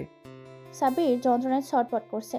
বাম হাতের 4টা আঙুল ভাঙা। রিমন আর আকাশ বাইরে এসে গাড়িতে উঠল। আর রিমন বলে উঠল, আচ্ছা, এটা কি ঠিক হলো? মানে সাব্বিরের তুই যেটা করলি। দেখ, যেটা তোর করার কথা সেটা আমাকে করতে হলো, তাই কোনো কথা বলবি না, চুপ। আর বাড়িতে এসব কিছু বলার দরকার নেই, কেমন? কিন্তু ওদের কি হবে? ওদের তো অবস্থা খুব খারাপ, মারা যাবে তো। কি আর হবে, হসপিটালে ফোন করে অ্যাম্বুলেন্সকে আসতে বল এখানে। রহমত মিয়া মাথায় হাত দিয়ে বসে আছে সোফায়। ম্যামের গান ফিরেছে কিছুক্ষণ আগে। ফৌজিয়া তার পাশেই বসে আছে, মনিরাও পাশে বসে আছে। সবাই অপেক্ষা করছে রিমনরা কখন আসবে। আকাশ গাড়ি পার্ক করে তাই রিমন আগে প্রবেশ করলো ঘরে। শ্রীমনকে দেখে তার মামি ছুটে রিমনকে জড়িয়ে ধরে বলে উঠল, কিছু হয়নি তো তোর? ইস, কতখানি কেটে গেছে, নিশ্চয়ই ওরা মেরেছে। আম্মু, আমি ঠিক আছি, এত চিন্তা করো না। তখনই আকাশ আসলো। রহমত আকাশকে বলল, কেমন আছে ওরা? আকাশ উত্তরে শুধু হাসলো। রহমত মিয়া মনে মনে যাক, তাহলে কেউ মরেনি। এখানে যদি আকাশ উত্তরে বলতো যে খুব ভালো আছে, তাহলে ওরা সবাই বৃন্দাবনে পাড়ি দিয়েছে। মনিরা চোখ ছোট ছোট করে এদের দুজনকে দেখছে আর ভাবছে, কিছু তো আছে যা সবাই বুঝতে পারছে না। তবে আমি তো জেনেই ছাড়বো, মিস্টার অ্যাটিটিউড। রাতের খাবার টেবিলে সবাই একসাথে খাবার খাচ্ছে। মনিরাও আছে, ও নাকি এখানেই থাকবে বিয়ের কয়েকদিন। আকাশের সামনের চেয়ারেই বসে আছে, সে খাচ্ছে আর আকাশের পর্যবেক্ষণ করছে। এদিকে আকাশের মামি বলে ওঠে, আকাশ, কালকে ফৌজিয়ার গায়ে হলুদ, অনেক কাজ, তাই তাড়াতাড়ি উঠবি বলে দিলাম। তবে তুমি না ডাকলে উঠবো না। আচ্ছা বাবা, ডেকে দিব। তোকে তো আবার না ডাকলে ঘুম ভাঙবে না। মনিরা এখনো কেমন করে সন্দেহর চোখে আকাশের দিকে তাকিয়ে আছে। এটা আকাশের অনেক আগে থেকেই খেয়াল করছে, আর না পেরে আস্তে করে বলল, নিচের দিকে তাকিয়ে খা। আমার দিকে কি? বেয়াদব মেয়ে কোথাকার। ছেলে দেখলেই শুধু তাকিয়ে থাকবে। রুমে আকাশ শুয়ে আছে, ঘুমাবে। এমন সময় একটা ফোন এলো। এটা আকাশের খবর এলো। অতঃপর আকাশ বলে ওঠে, হ্যাঁ বল, ওই দিকের কি খবর? কোনো কিছু কি হয়েছে? স্যার, বিজনেসম্যান আরমান আহমেদ সে আপনার বাবাকে হুমকি দিচ্ছে তার পথ থেকে সরে যেতে। আপনার বাবার জন্য নাকি তার বিজনেস লস হচ্ছে। আরমান আহমেদের সব খবর, বায়োডাটা আমার চাই, কাল সকালের মধ্যেই। কথাটা যেন মনে থাকে। পরের দিন বিয়ে বাড়ি, অনেক মানুষ, কিন্তু সবাই সবার কাছে ব্যস্ত। বাড়িটা আজ অনেক সুন্দর লাগছে, ভেতর থেকে বাইরে থেকেও। কেননা আজ বাড়ির একমাত্র মেয়ের গায়ে হলুদ। কত আত্মীয় স্বজন এসেছে দূর দূরান্ত থেকে। তবে একটা কথা ভেবে রহমত মিয়ার চোখ দিয়ে পানি পড়ছে। সেটা হলো তার কলিজার টুকরা কালকে তার থেকে অনেক দূরে চলে যাবে। তাই মন মরা হয়ে ড্রয়িং রুমের সোফায় বসে আছে। তার স্ত্রী আজ অনেক ব্যস্ত সময় পার করছেন। তিনি তার স্বামীকে এমনভাবে দেখে তার কাছে এগিয়ে যান, কাঁধে হাত রেখে বলে, এটাই নিয়ম, মেয়েদের জন্য তার স্বামীর বাড়িটাই আসল বাড়ি। আর আমাদের মেয়ে তো দূরে কোথাও যাচ্ছে না। তবুও মন মানছে না। দেখেন, আপনি এই বাড়ির কর্তা, আর আপনি যদি এমন করেন তাহলে আমরা কি করব? ফজিয়া কি করবে ভেবেছেন? আমি ঠিক আছি, তুমি যাও, ওদিকটা দেখো আর কিছু সমস্যা হচ্ছে নাকি। এই যা, আকাশকে ডাকতে মনে নেই, এখনো পড়ে পড়ে ঘুমাচ্ছে। যাই আমি, তুমি প্যান্ডেলের দিকটা দেখো। আজ 9 তারিখ, আকাশ ওখানে গেছে। এটা শুনে মামি সোফায় বসে পড়লো। চোখে হালকা হালকা পানি ভিজে জমেছে, আর বলে ওঠে, ওগো, আমাদের ছেলেটার মনে অনেক কষ্ট, তাই না? জানো, ওর জন্য আমারও কষ্ট হয়। ভাবি, কেন ও আমার আপন ছেলে হলো না? কেন ওর সাথেই এমন হলো? আল্লাহ আকাশের ভাগ্যটা এমন করে লিখেছে, তাই হয়তো। আঙ্কেল, 9 তারিখে কি আকাশের কি হয়েছে? পেছন থেকে মনিরা বলে উঠল। আকাশের মামা মামি দুইজনই পেছনে ফিরে দেখে মনিরা জিজ্ঞাসা দৃষ্টিতে চেয়ে আছে। এটা দেখে মামি বলে ওঠে, আরে মণিমা, কখন উঠলা? কিছু লাগবে তোমার? না আন্টি, কিছু লাগবে না আমার, কিন্তু মাত্র আপনারা কিছু বলছিলেন।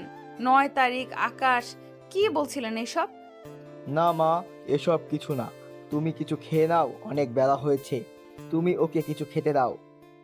মণি, আসো আমার সাথে, তোমাকে খেতে দেই। তোমার মনে হয় অনেক ক্ষুধা পেয়েছে। আন্টি, ফৌজিয়া আমাকে ডেকেছিল, আমি গিয়ে আগে শুনে আসি। মামার যাবার দিকে এক পলক তাকিয়ে সেখানে ছুটে চলে গেল। ফৌজিয়া, ওই ফৌজিয়া হারামি, কই তুই? ফৌজিয়ার রুমে গিয়ে চিৎকার করছে মনিরা। ফৌজিয়া ওয়াশরুম থেকে দৌড়ে বের হলো আর বলল, কি হলো রে, এমন করুর মতো হাম্বা হাম্বা করছিস কেন? পাগল হয়েছিস নাকি? বাদ দে তো এসব কিছু, আগে বল আকাশ কোথায়?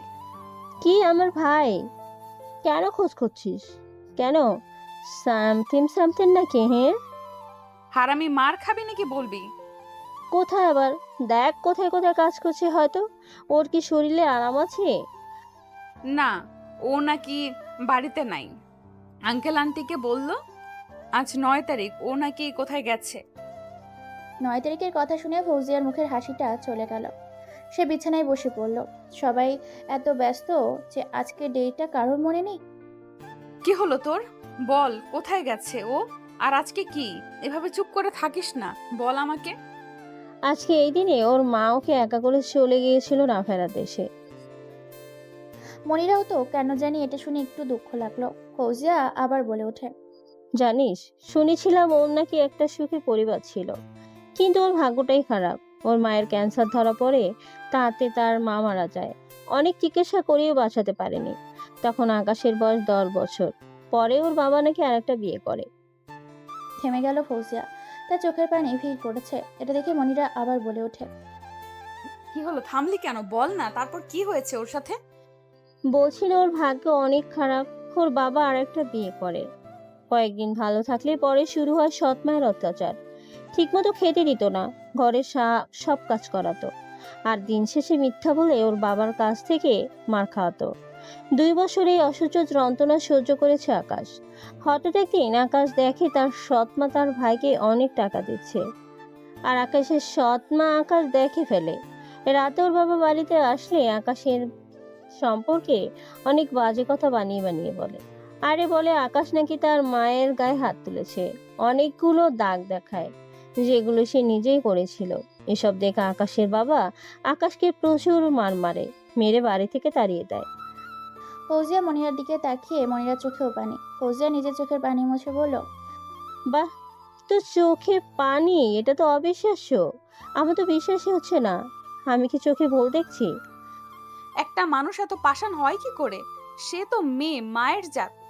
তাহলে সে একটা ছোট বাচ্চার সাথে এমনটা কি করে করতে পারলো? তুই এটা বলছিস? আগে নিজেকে শুধরা, পরে অন্যকে বলিস। তুই তো কম অত্যাচার করিস না, গরিবদের মানুষ বলে মনেই করিস না। যাই হোক, যেটা সেটা তোর ব্যাপার। তোকে যে আমি আকাশের হিস্ট্রি বললাম, এটা যেন না জানে প্লিজ। মনিরা মাথা নাড়িয়ে বসা থেকে উঠে চলে যেতে লাগলো। দছার কাছে গিয়ে মনিরা পেছন ফিরে বলে, ফৌজিয়া, ফৌজিয়া মনিরার দিকে তাকায় আর বলে ওঠে, মনিরা।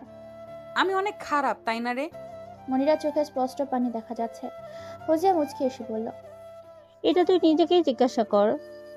সকাল 11টা বাজে। আকাশ গেট দিয়ে হেঁটে প্রবেশ করছে। চোখ দুটো লাল হয়ে আছে। যত কষ্ট হোক না কেন, ছেলেরা খুব সহজে কাঁদে না।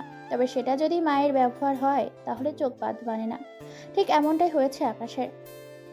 পাথর হৃদয়ের মানুষেও মায়ের জন্য চোখের পানি পড়ে। আকাশের শার্ট প্যান্টে কাদা লাগানো। আকাশের চেহারা দেখেই বোঝা যাচ্ছে তার মনের অবস্থা কেমন। বাড়ির ভেতরে প্রবেশ করে আকাশ।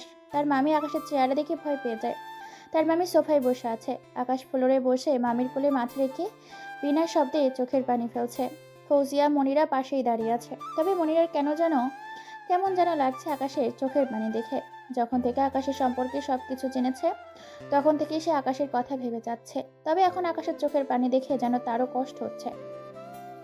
বুকের ভেতর যেন এক যুদ্ধ চলছে তার। তাতেও সবকিছু ক্ষতবিক্ষত হয়ে যাচ্ছে তার ভেতরটা।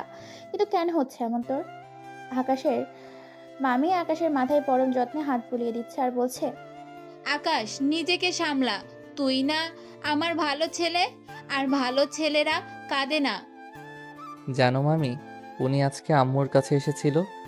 আজ ফৌজিয়ার বিয়ে। এই দিনটা অনেক কষ্টেই হয় যাদের মেয়ে আছে। তাদের কলেজার টুকরা বাড়ি থেকে চলে যায়।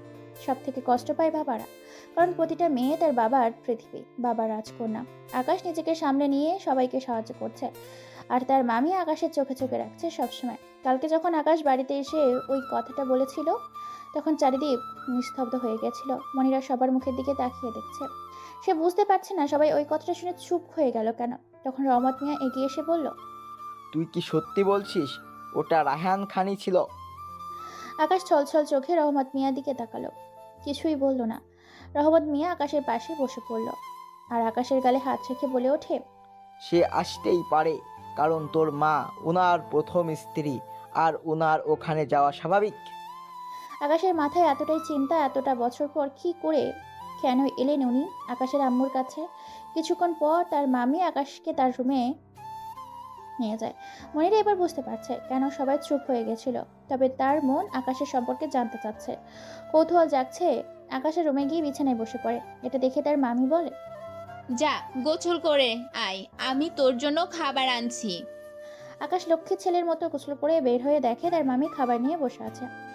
নে, খেয়ে নে। মামি, আম্মু যদি বেঁচে থাকতো তাহলে কি তোমার মতো করেই আদর করতো? সব মারাই এমন হয়। এখন খেয়ে নে। আকাশ এটা শুনে কল্পনা করতে লাগলো তার মা তাকে গরম চামচ দিয়ে মেরেছিল, চড় মেরেছিল, লাঠি দিয়ে মেরেছিল, বাথরুমে বসে বসে একা মামা বলে কেঁদেছিল। নে, হাঁ কর। মামি আকাশের মুখের সামনে খাবার নিয়ে বলল। আকাশের চোখে আবার পানি ভিড় পড়েছে। তার মামির দিকে তাকিয়ে আকাশ খেয়ে নিল। খাবার শেষে তার মামি বলল, এখন রেস্ট নে, নিচে যাওয়ার দরকার নাই। আকাশ, চল গেটের কাছে, টাকা ছাড়তে হবে দুলাভাইয়ের কাছ থেকে। টাকা দিয়ে কি করবি? আমাকে বল কত লাগবে, আমি দিয়ে দিচ্ছি। ওই মিস্টার, এটা একটা মজা, বিয়ের একটা নিয়ম বলতে পারেন। শুধুমাত্র টাকার জন্য এসব করা হয় না। টাকার গরম দেখায়। আকাশ মনিরের দিকে এক পলক তাকিয়ে রিমনকে বলল, চল। মনিরাকে রেখে ওরা চলে গেল। মনিরা ওদের যাওয়ার দিকে তাকিয়ে রয়েছে, রাগ হচ্ছে তার, আর বলছে, আরে এটা কি হলো আমাকে রেখে? মিস্টার অ্যাটিটিউড, তোর একবার বাগে পাই, তারপর দেখাবো মজা। নিচের দিকে একবার তাকালো মনিরা। একটা ডিজাইন করা কালো লেহেঙ্গা পরেছে সে, হালকা মেকআপ আর গহনা পরে লাগছেই, কপালে একটা ছোট্ট কালো টিপ, আর তাতেই তাকে অসাধারণ লাগছে।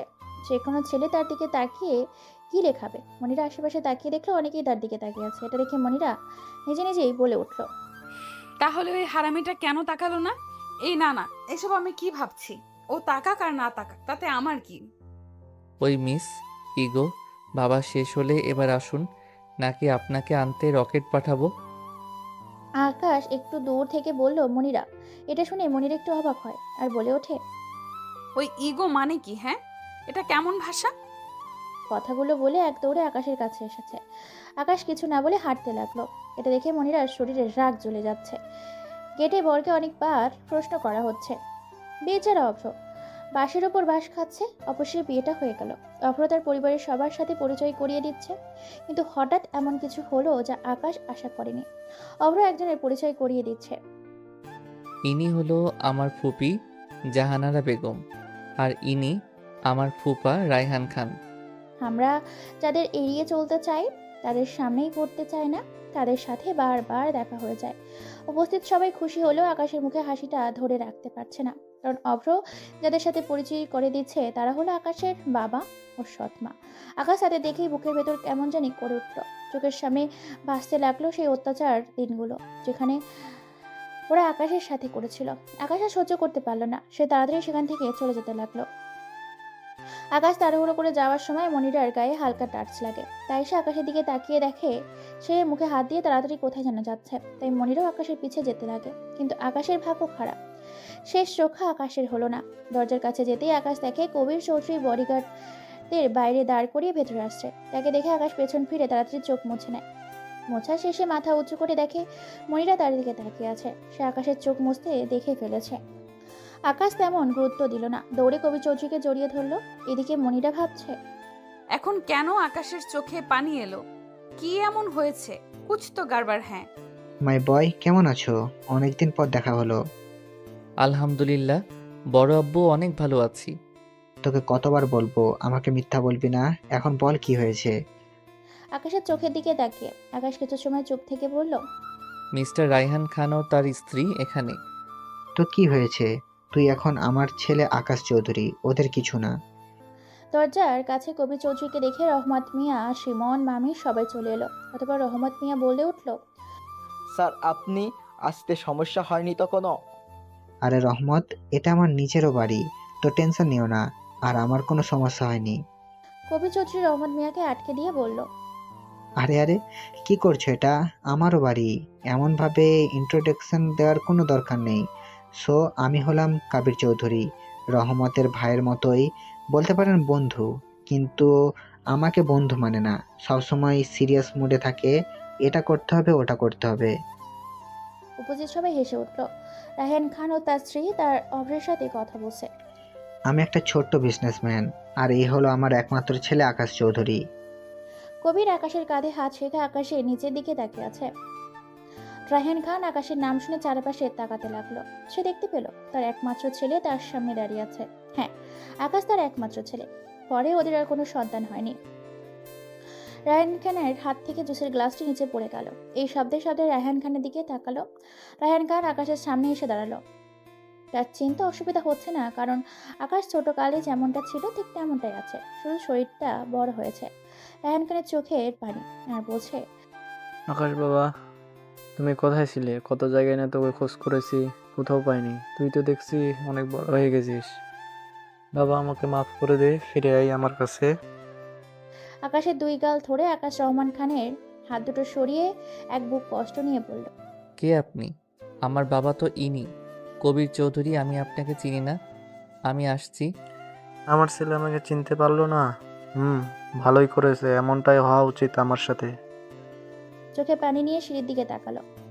জানারা বেগম চোখে আজ পানি, কেন সেটা পরে বলবো। বিয়ে বাড়িতে হইচইয়ের বদলে নীরবতা পালন করা হচ্ছে। অবশ্য বিয়ে হয়ে গেছিল। ফৌজিরা তার বাবা মাকে ইশারায় ডাকলো। কাছে আসলে বলে আকাশকে ঠান্ডা করো গিয়ে, তাড়াতাড়ি যাও। আমি চলে গেল। অভ্র ফৌজিয়ার দিকে তাকিয়ে আছে। কি হচ্ছে তার মাথায় ঢুকছে না। অনেক প্রশ্ন মনে ঘুরপাক খাচ্ছে না? ফৌজিয়া অভ্রকে বলল, কারণ তাদের দুইজনকে পাশাপাশি চেয়ারে বসানো হচ্ছে। অভ্র মাথা নাড়িয়ে হ্যাঁ বলে। পরে বলবো, এখন সামনে তাকাও। ছাদের এক কোণে দাঁড়িয়ে আছে আকাশ। সারা শরীর তার কাঁপছে। পকেট থেকে সিগারেট একটা প্যাকেট বের করে একটা সিগারেট মুখে নেয়। লাইটার দিয়ে জ্বালাতে যাচ্ছে, কিন্তু চলছে না। রাগে নিচে আছাড় মারে লাইটারটা। মুখ থেকে সিগারেটটা হাতে নেয় আর তাকিয়ে থাকে আকাশের দিকে। পেছন থেকে মনিরা বলে ওঠে, উনি আপনার আসল বাবা তাই না? জানেন, জন্মের সময় মাকে হারিয়েছি। বাড়িতে যারা কাজ করতো সবাই বলতো আমি নাকি রাক্ষসী, জন্মের সাথে সাথে মাকে খেয়ে ফেলেছি। আমার নাকি আর অনেক সমস্যা আছে, এটা আমাদের এলাকার সবাই জেনে গেছিল। তখন আমি খুব ছোট ছিলাম। বাড়ির সবাই, অনেক শিশুরা খেলা করছিল, সবাই গরিব ঘরের। আমি তাদের সাথে খেলা করতে গেছিলাম। তারা আমাকে অনেক মেরেছিল, বলেছিল আমি অনেক খারাপ। এটা আব্বুকে বলায় আমাকে সে ওদের কাছ থেকে নিয়ে যায় ওদের বিচার করতে। পরে ওখান থেকে লোকরাও আমাকে রাক্ষসী, খারাপ আর অনেক কিছু বলতে থাকে। আব্বুকে নানা কথা শোনাতে থাকে। তখন থেকেই ভাবতে শুরু করি যে গরিবরা ভালো না, ওদের মনে শয়তানের বসবাস। তাদের থেকে এড়িয়ে চলি, অপমান করি। আকাশ মনিরার দিকে তাকায়। সুন্দর চেহারাটা কেমন মলিন হয়ে গেছে, চোখে পানি এসেও আটকে গেছে। অতঃপর মনিরা আবার বলে ওঠে, জানেন, এই প্রথম কাউকে মনের কথাগুলো বললাম। এই সব কিছু ফৌজিয়াও জানে না। তবে এখন বুঝে গেছি সব মানুষ এক না, খারাপ হলেও ভালো আছে অনেকেই। আকাশ কিছু বলছে না। তার মনে হচ্ছে এটা অন্য কেউ, যার মনে কোনো অহংকার নেই। আকাশ নিজের চোখে খানকে বিশ্বাস করতে পারছে না। অতঃপর আবার মনিরা বলে উঠল, নিচে চলুন, আজকে আপনার বোনের বিয়ে আর আপনি মন খারাপ করে এখানে দাঁড়িয়ে আছেন। আসুন আমার সাথে। বস, অনেক চেষ্টা করছি কিন্তু কবির চৌধুরীকে মারতে পারিনি। একবার না পারলে শতবার, কিন্তু আফসোস তুই তার জন্য থাকবি না। বলেই রিস্কা করে লোকটার কপালে কুড়ি করে দিল। বস, আমাকে মারবেন না। কবির চৌধুরী অনেক চালাক, আমাদের কিছুই বুঝতে দেয়নি। আমরা তো ওর গাড়িকে ফলো করছিলাম, কিন্তু কোথা থেকে অনেকগুলো গাড়ি এলো, 30টার মতো। সব গাড়িগুলো একই মডেলের, একই কালার, কবির চৌধুরী গাড়ির মতো। এতে করে ওকে মারতে পারলাম না। তবে বস, সে অনেক ভালো প্ল্যান করছে, বলতেই হবে। আর একটা চামচার কথা শেষ। আবার ঠিসকাও করে গুলি করে দিল এই চামচাকে। পিস্তল থেকে ধোয়া উঠছে, সেটা জবির সুখচার বুঝছে। শালা আমার লোক হয়ে আমার শত্রু প্রশংসা করে। বলে আরো দুইটা গুলি করলো ওর গায়ে। আকাশের হাত ধরে টেনে নিয়ে আসছে মনিরা। ফৌজিয়ার বিদায়ের সময় মামি মনিরা অনেক কান্না করেছে, যেন চোখ দিয়ে সাগর বয়ে যাবে। অন্যদিকে রহমত মামা, সে কান্না না করলেও তার কষ্টটা তার চেহারায় ভেসে উঠেছে। হয়তো সে ফৌজিয়ার কথা ভেবেই নিজেকে আটকে রেখেছে।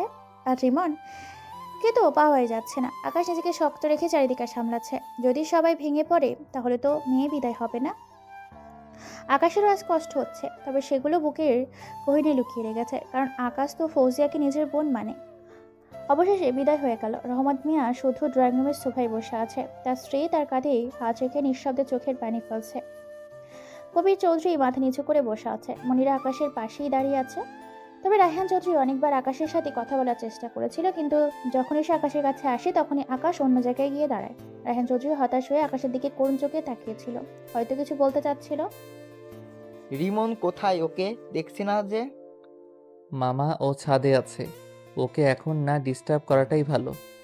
আচ্ছা ঠিক আছে। তা মনিরা মা, তুমি তো বাড়িতে যাবা, তোমাকে এখন রিমন তো এখানেই নেই। আকাশ, তুই একটু ওকে দিয়ে আয়। ভাঙা কণ্ঠে রহমত মিয়া কথাটি বলল। আকাশ মাথা নাড়ালো। আকাশ গাড়ি চালাচ্ছে আর মনিরা তার পাশেই বসে আছে আর কথা বলছে। জানেন, একটা বাবার কাছে সব থেকে কষ্টদায়ক মুহূর্ত হলো মেয়ে বিদায়ের সময়। আঙ্কেল নিজেকে অনেক শান্ত রাখার চেষ্টা করেছে, কিন্তু তার চেহারায় ভেসে উঠেছিল সে কতটা কষ্ট পাচ্ছে। তবে আজকে যতটা দুঃখ পেয়েছি তার সমান শান্তিও পেয়েছি। মনকে হালকা করেছি, মনের ভেতরে পুষে রাখা কথাগুলো কারোর সাথে শেয়ার করেছি। জানেন, এই যে ভালোবাসা, প্রেম, মোহব্বত, আমার কোনো দিনও বিশ্বাস ছিল না। সব সময় ছেলেদের থেকে দূরেই থেকেছি। জানি না কাকে ভালোবাসা বলে। শুনছেন তো কি বলছি আমি? শুনতেছি, তুমি বলো। ফৌজিয়া বলেছিল এটা নাকি একটা ফিলিংস, যে তার কথা ভাবলেই মুখে মুচকি হাসি চলে আসে, চোখ বন্ধ করলেই তার চেহারা চোখে ভাসে। যেদিন আপনার সম্পর্কে সব কিছু জেনেছি, সেদিন থেকে আপনার প্রতি আমার কোনো এক অজানা অনুভূতি সৃষ্টি হয়েছে। সব সময় আপনার কথাই ভাবতে থাকি। কবে যে আপনি আমার এতটা প্রিয় হয়ে গেলেন নিজেও বুঝতে পারিনি। তাই তো সব সময় আপনাকে লুকিয়ে লুকিয়ে দেখি, চোখে চোখে রাখি। যদি এটার নাম ভালোবাসা হয়, তাহলে হ্যাঁ, আমি আপনাকে অনেক ভালোবাসি, যার জন্য নিজের সব কিছু ছাড়তে পারি, হোক সেটা জীবন হোক না কেন। অনেক ভালোবেসে ফেলেছি আপনাকে। প্লিজ দূরে সরিয়ে দিবেন না, প্লিজ। মনিরার চোখে পানি চিকচিক করছে। আকাশ সবকিছু মনোযোগ দিয়েই শুনছিল। হঠাৎ সে গাড়ি ব্রেক করলো, মনিরার দিকে তাকালো আর বলে উঠল, সরি, আমাকে ক্ষমা করবেন। বলেই মনিরার মুখে একটা স্প্রে করলো, আর মনিরার চোখের সামনে সব অন্ধকার হয়ে গেল। অজ্ঞান হয়ে আকাশের বুকেই ঢলে পড়ল। আজকে সকালে আকাশ তার খবরীকে ফোন দিয়ে গালি দিতে থাকে, আর আরমান আহমেদের খোঁজ এখনো তাকে দেয়নি কেন? লোকটি ভয়ে ভয়ে বলল, স্যার, আমি তো গতকালই মেল করে দিচ্ছি সব কিছু। আকাশ এটা শুনে ফোন কেটে দেয় আর ল্যাপটপ অন করে ইমেল চেক করে সেখানে আরমান খানের বায়োডাটা দেওয়াই আছে। আর যখন আকাশ তার পরিবারের লোক দেখে, তখন তো অবাক হয়ে যায়। আরমান আমাদের একমাত্র মেয়ের নাম, তাই বা মনি, ডাকনাম মনিরা। আকাশ এটা দেখে হেসে ওঠে। সে তার শিকার তো তার কাছেই আছে। মনিরা আকাশের বুকের ওপর অজ্ঞান হয়ে পড়ে আছে।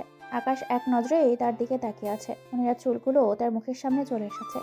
এতে আকাশের দেখার সমস্যা হচ্ছে, তাই হাত দিয়ে পরম যত্নে চুলগুলো কানের পিছনে গুজে দিল।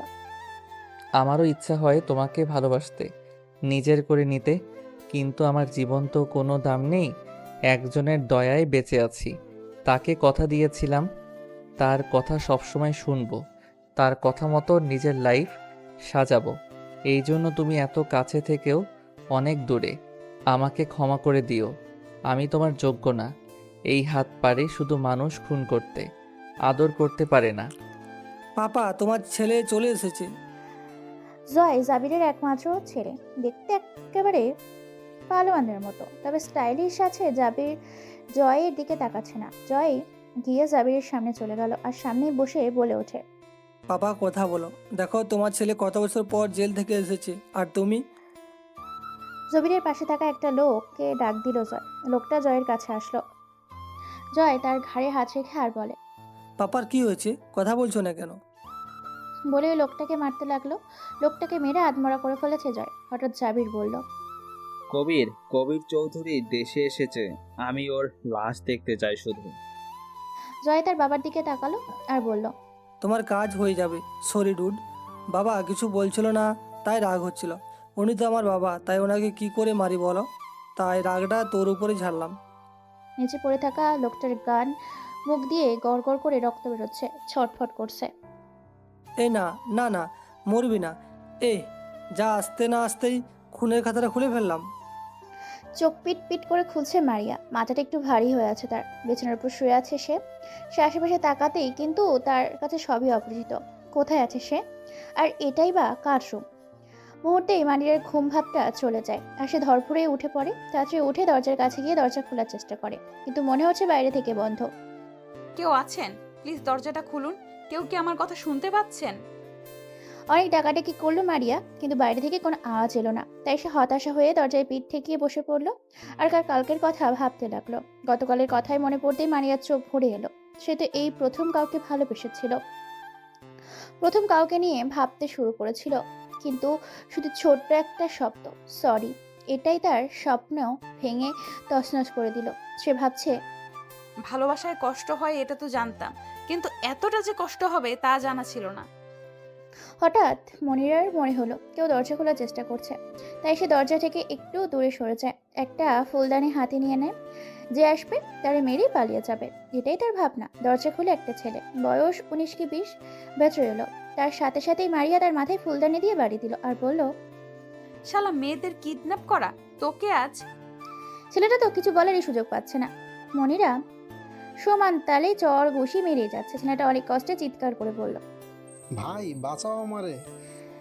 মনিরা ছেলেটির কেড়িয়ে যাচ্ছে, আরো অনেক গালি দিচ্ছে। হঠাৎ কেউ এসে মনিরার মাজা ধরে উঁচু করলো। মনিরা হাত পা ছোড়াছুড়ি করছে আর বলছে, এই কোন হারামি আমারে ধরলো রে? আমাকে ছাড় বলছি, না হলে তোকে দেখাবো মজা। বলে যেই না মুখের দিকে তাকায়, অমনি মনিরার মুখ আপনা আপনি বন্ধ হয়ে যায়। একজোড়া চোখ আগুনমুখী হয়ে তার দিকে তাকিয়ে আছে। আকাশ মনিরাকে নিচে নামালো আর বলল, রাজু তুই নিচে যা। শান্তভাবে বলল আকাশ। রাজু মনিরার পাশে দিয়ে যাওয়ার সময় বল, পেতনি, তোকে আমি দেখে নেব। মনিরা তো আকাশের দিকেই তাকিয়ে আছে, কারণ আকাশকে এখানে অন্যরকম লাগছে দেখতে। ওই মেয়ে তোমার সমস্যা কি? হ্যাঁ, ওকে ওভাবে মারছিলে কেন? না মানে এটাই নাকি ভেতরে সিক্স প্যাক। হোয়াট? এগুলো কি বলছেন? না মানে আমাকে কিডন্যাপ করেছে, ওকে যে কি করে ছেড়ে দেই? কিডন্যাপ ও করেনি, আমি করেছি। তবে শুধু শুধু মারলেন কেন? কেন এত কষ্ট করতে গেলেন? আমাকে আই লাভ ইউ টু বলে দিলেই তো আমি আপনার সব কথা মানতাম। শাট আপ, তুমি এত কথা বলো কেন? হ্যাঁ, আকাশ একটা ফোন এগিয়ে দিয়ে মনিরার উদ্দেশ্যে বলে উঠল, তোমার বাবাকে কল করো। না আমি এখন আমাদের ব্যাপারে পাপাকে কিছুই বলতে পারবো না, কারণ আমি তো এখনো শিওরই হতে পারিনি। ওই তোকে ফোন দিতে বলছি না? মনিরা ভয় পেয়ে যায়, ওর বাবাকে ফোন দেয় আর করুণ সুরে বলে, পাপা। রাত থেকেই মনিরা সহ আকাশের খোঁজ পাওয়া যাচ্ছে না। সবাই তো পাগলের মতো খোঁজাখুঁজি করা শুরু করে দিছে। কিন্তু কবির খান নিশ্চিন্তায় বসে আছে, সবাইকে বলছে টেনশন না নিতে। অন্যদিকে আরমান আহমেদ মনিরার বাবা, মেয়ের নিখোঁজ খবরটা শুনে পাগল প্রায় হয়ে গেছে। সকলের এমন কোনো জায়গায় বাদ দেয়নি সে খোঁজেনি। এমনকি করে খুঁজতে খুঁজতে রাত পেরিয়ে দিন হয়ে গেল। হঠাৎ তার ফোনে বেজে ওঠায় সে তাড়াতাড়ি রিসিভ করলো।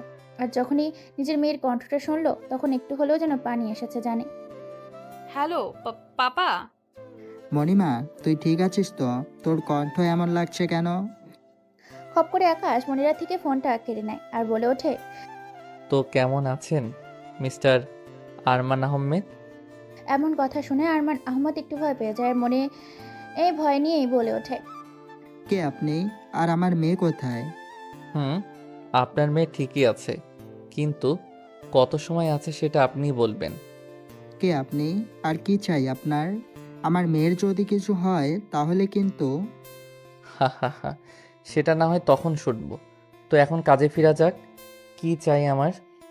হ্যাঁ বলুন বলুন। আমার কিছু চাই না, তবে রায়হান খানের কাছ থেকে ছিনিয়ে নেওয়া শেয়ার এবং আপনি যে অপমান করেছিলেন তার জন্য ক্ষমা চাইবেন, ব্যাস। আমি এক্ষুনি করছি। আমার মেয়ের কোনো ক্ষতি করবেন না প্লিজ। আপনি আপনার কাজ করুন। বলেই ফোন কেটে দেয়। মনিরা আকাশের দিকে তাকিয়ে আছে। আকাশ মনিরার কাছে একটা চেয়ার নিয়ে বসলো। দেখো, তোমার সাথে বা তোমার বাবার সাথে কোনো শত্রুতা নেই, কিন্তু তোমার বাবা আমার কোনো পরিচিত একজনের সাথে অনেক বড় অন্যায় করেছে, আর আমি অন্যায় পছন্দ করি না, তাই আমাকে এটা করতে হলো। তোমাকে কষ্ট দিয়ে ফেললে সরি। অন্যায় সহ্য করেন না, কিন্তু নিজে এত বড় অন্যায় করেও দিব্যি ভালো আছেন। একজনকে কষ্ট দেওয়া কি অন্যায় না? মনের কথা মনের মধ্যে লুকিয়ে রাখা কি অন্যায় না? আমি জানি আপনি আমাকে পছন্দ করেন। সবার ভিড়ে আমার চোখ যেমন আপনাকে খোঁজ করে, তেমনি আপনার চোখও আমাকে খোঁজ করে, আর এটা আমি দেখেছি। তাহলে কেন আমাকে দূরে সরিয়ে দিচ্ছেন? কেন কষ্ট দিচ্ছেন আমাকে? মনিরা আকাশের হুডিটা ধরে বলে। আকাশ মনিরার কথা শুনে একটু হাসলো আর বলে উঠল, আমাকে তুমি চিনো কতটুকু? তুমি কি জানো আমি কি কাজ করি? দেখো, আমি চাইলেও তোমাকে নিজের করতে পারবো না। আমার এই অনিশ্চিত জীবনে যখন তখন আমার মৃত্যু আমাকে ডাক দিতে পারে। হোক না মৃত্যু কাছে, হোক না অনিশ্চিত জীবন, কিন্তু যত দিন আছেন ততটুকু সময় দিন আমাকে। আকাশ মনিরার দিকে একটু তাকিয়ে মনিরার চোখগুলো লাল হয়ে গেছে, সাথে নাকের আগাও। এক অন্যরকম সুন্দরী লাগছে ওকে। আকাশ দুই হাত দিয়ে মনিরার দুই গাল ধরলো। আকাশের ছোঁয়া পেয়ে মনিরার চোখ বন্ধ করে নিল। দুই চোখের পানি পরম যত্নে মুছে দিয়ে ঘর থেকে উঠে বাইরে চলে গেল। মনিরার প্রচুর ক্ষুধা লাগছে, কিন্তু কি খাবে? মনে মনে আকাশকে গালাগাল দিচ্ছে। রাক্ষস গন্ডার, নিজে তো পেট ভরে নিয়েছে, একটা বাচ্চা মেয়ে যে না খেয়ে বসে আছে সেটার খবর কি তার আছে? হঠাৎই দরজার একবার নক করে ভেতরে ঢুকলো রাজু। রাজু দেখতে একেবারে অপু বায়ে কপি, বডির দিক থেকে যেন ফু দিলেই উড়ে যাবা। মনিরা ওর দিকে তাকিয়ে ভ্রু নাচায়। এটা দেখে রাজুও ভ্রু নাচায় আর বলে ওঠে। ওই কি এখানে?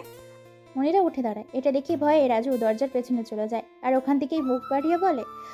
মিস পেতনি, আপনাকে ভাই খেতে ডাকছে। অন্যদিকে গাড়ি চলছে তার আপন গতিতে। মনিরা বাইরের দিকে তাকিয়ে কথাগুলো বলেই যাচ্ছে, কোনো থামাথামির নাম নেই। আচ্ছা, আমাকে কি এখন বাড়ি নিয়ে যাবেন? আমি এখন বাড়ি যাব না, চলেন অন্য কোথাও যাই বেড়াতে। জানেন, বেড়াতে আমার অনেক ভালো লাগে।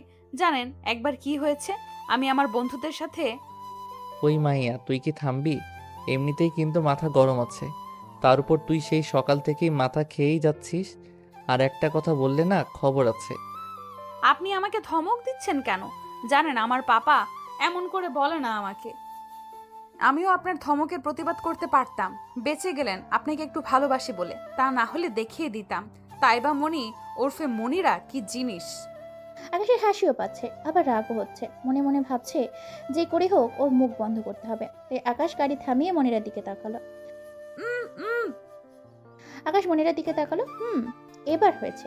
মনিরার হাত বাঁধা পেছনের দিকে, মুখে টেপ মারা, তাই করেই যাচ্ছে। আকাশ মনিরার চেহারা দেখে মেরি প্লাস হাসি দিল। সকালের খাবার টেবিলে মনিরা রাজুর মধ্যে অনেক লড়াই হয়েছে। রাজু আকাশের ছোট ভাইয়ের মতো। সেও না, দুনিয়ায় কেউ নেই তার। তবে সে একজন ভালো মানুষ, গরিব দুঃখীদের সবসময় সাহায্য করে আকাশের মাধ্যমে। ভাই ওনাকে বলে দাও আমার থেকে দূরে থাকতে, না হলে আমি কিন্তু এর সব চুল ছিঁড়ে নিব। কি বললি তুই? দাঁড়া, তোকে দেখাচ্ছি মজা। এই মনি ওরফে মনিরা কি জিনিস। ওই হচ্ছেটা কি? রাজু, চুপচাপ চেয়ারে বস। আর তুমি, তোমার তো ক্ষুধা লাগে না? যদি লাগে তাহলে বসেন আর আমাকে উদ্ধার করুন। আকাশ চোখ গরম করে মনিরা আকাশের দিকে তাকিয়ে হেসে বলে ওঠে। আরে অপু ভাই। হ্যাঁ ভাই। উঠে দাঁড়িয়ে রাজু। আকাশ রাজুর দিকে চোখ গরম করে তাকিয়ে আছে। মনিরা খাচ্ছে আর তারপর সে তাকাচ্ছে। বাড়িটা বেশ বড় আর গোছালো। অতঃপর মনিরা বলে ওঠে। আচ্ছা, এই বাড়িটা কার? কার আবার? আমার, মানে আমার ভাইয়ের। বাহ, আমি কোথাও দেখিনি বা শুনিনি যে কাউকে কিডন্যাপ করে নিজের বাড়িতে এনে রাখে, আবার খাবার খেতে দেয়। এতে কি বোঝা যায়? আরে কি বোঝা যায়? বোঝা যায়, বোঝা যায় যে আরে কি বোঝা যায়? আমার লজ্জা করে শ্বশুরবাড়ির কথা নিজের মুখে কি করে কই। আকাশ এটা শুনে সেখান থেকে উঠে উপরের দিকে যেতে লাগে। তোর এই আশা কোনোদিন পূরণ হবে না রে পেতনি। মনিরা রাজুর দিকে চোখ গরম করে তাকিয়ে বলে ওঠে। কি বললি তুই? না, তুই বল পেতনি, শুনতে ভালোই লাগে। শোন, কাছে আয় আয়, কিছু বলবো না। তোর কি মনে হয় না বাড়িটা অনেক ফাঁকা? ভাব, যদি তোর ভাবি থাকতো তাহলে কি হতো। আরো ভাব, সেই ভাবিটা যদি আমি হই তাহলে কি হবে। না না, সেটা সম্ভব না। এই জন্যই তো তোর হেল্প চাই। বল না, কি করলে ওই হিটরেলের মনে জায়গা পাবো। পাগলি একটা। বলে হেসে দিল আকাশ, কারণ সে উপর থেকে তাদের দেখছিল, এদের কথাই শুনছিল। হঠাৎ তার ফোন বেজে ওঠে, তাই সে ঘরে চলে যায়। আচ্ছা ঠিক আছে। রাজু, রাজু, আকাশ চিৎকার করে ডাকছে। মনে থাকবে এই একটা বিষয়ে ভাই দুর্বল, আমাকে ডাকছে, যাই আমি। আর আমি এটা জানতাম। হ্যাঁ বলো ভাইয়া, কোনো কেন ডাক দিলে? কোনো কিছু কি হয়েছে? ওকে বল আমরা এক্ষুনি বের হব। ভাবিকে বুঝি। হ্যাঁ, ওই কি বললি তুই? রাজু হেসে বলল কিছু না, বলেই সেখান থেকে পালালো। আকাশ নিজের মাথায় নিজেই চড় মেরে বলে, কন্ট্রোল আকাশ, কন্ট্রোল। বলো, এবার কথা বলো। আকাশ গাড়ি চালাচ্ছে আর মনিরার দিকে একটু একটু করে তাকাচ্ছে। কিছু সময় পর সে খেয়াল করলো মনিরার ফর্সা মুখ লাল হয়ে গেছে, সাথে চোখ দুটো কেমন চুপ হয়ে যাচ্ছে আর করছে না। আকাশ রাত্রি করে ব্রেক করে মনিরার সব বাঁধন খুলে দেয়। আকাশ তাকে এমনভাবে বাঁধেনি যাতে সে কষ্ট পাবে, তাহলে সেন্সলেস। মনিরা, ওই মনিরা, কথা বল, কি হয়েছে তোমার? চোখ খোলো। ওই আকাশের চোখে বিন্দু বিন্দু পানি দেখা দিচ্ছে। তার মনে হচ্ছে তার প্রিয় কিছু তার থেকে দূরে সরে যাচ্ছে। ভেতরে অজানা এক কষ্ট হচ্ছে, যেমনটা সে হয়েছিল মাকে হারিয়ে। ওই বাচাল মেয়ে, কথা বলো। আচ্ছা তুমি এখন থেকে যত পারো কথা বলো, কিছু বলবো না। চোখ খুলো প্লিজ। পানির বোতল থেকে পানি নিয়ে মনিরার মুখে ছিটালো, কিন্তু কোনো কাজ হচ্ছে না। আকাশের চোখে এক ফোঁটা পানি মনিরার গালে পড়লো। তখন আকাশ মনিরার দিকে ভালো করে খেয়াল করলো। এমনও তো অবস্থায় মনিরাকে অনেক মায়াবী লাগছে। আকাশ তার চোখে হাত দিয়ে দেখে তার চোখ ভিজে গেছে, কিন্তু কেন? আমি কান্না করছি? হ্যাঁ, এটা হওয়া উচিত। তোমাকে হয়তো কষ্ট দিয়ে ফেলেছি, তার ফল ভালোভাবেই পাচ্ছি।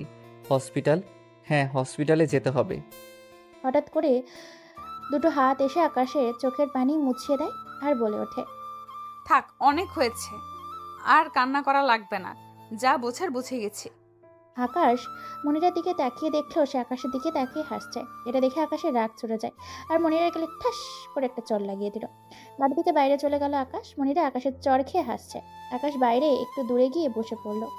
সে হাত দিয়ে মনিরাকে মেরেছে, সেই হাত দিকে তাকাচ্ছে। একটু আগে তার মনে হচ্ছিল তার প্রাণ পাখিটা ছটফট করছে।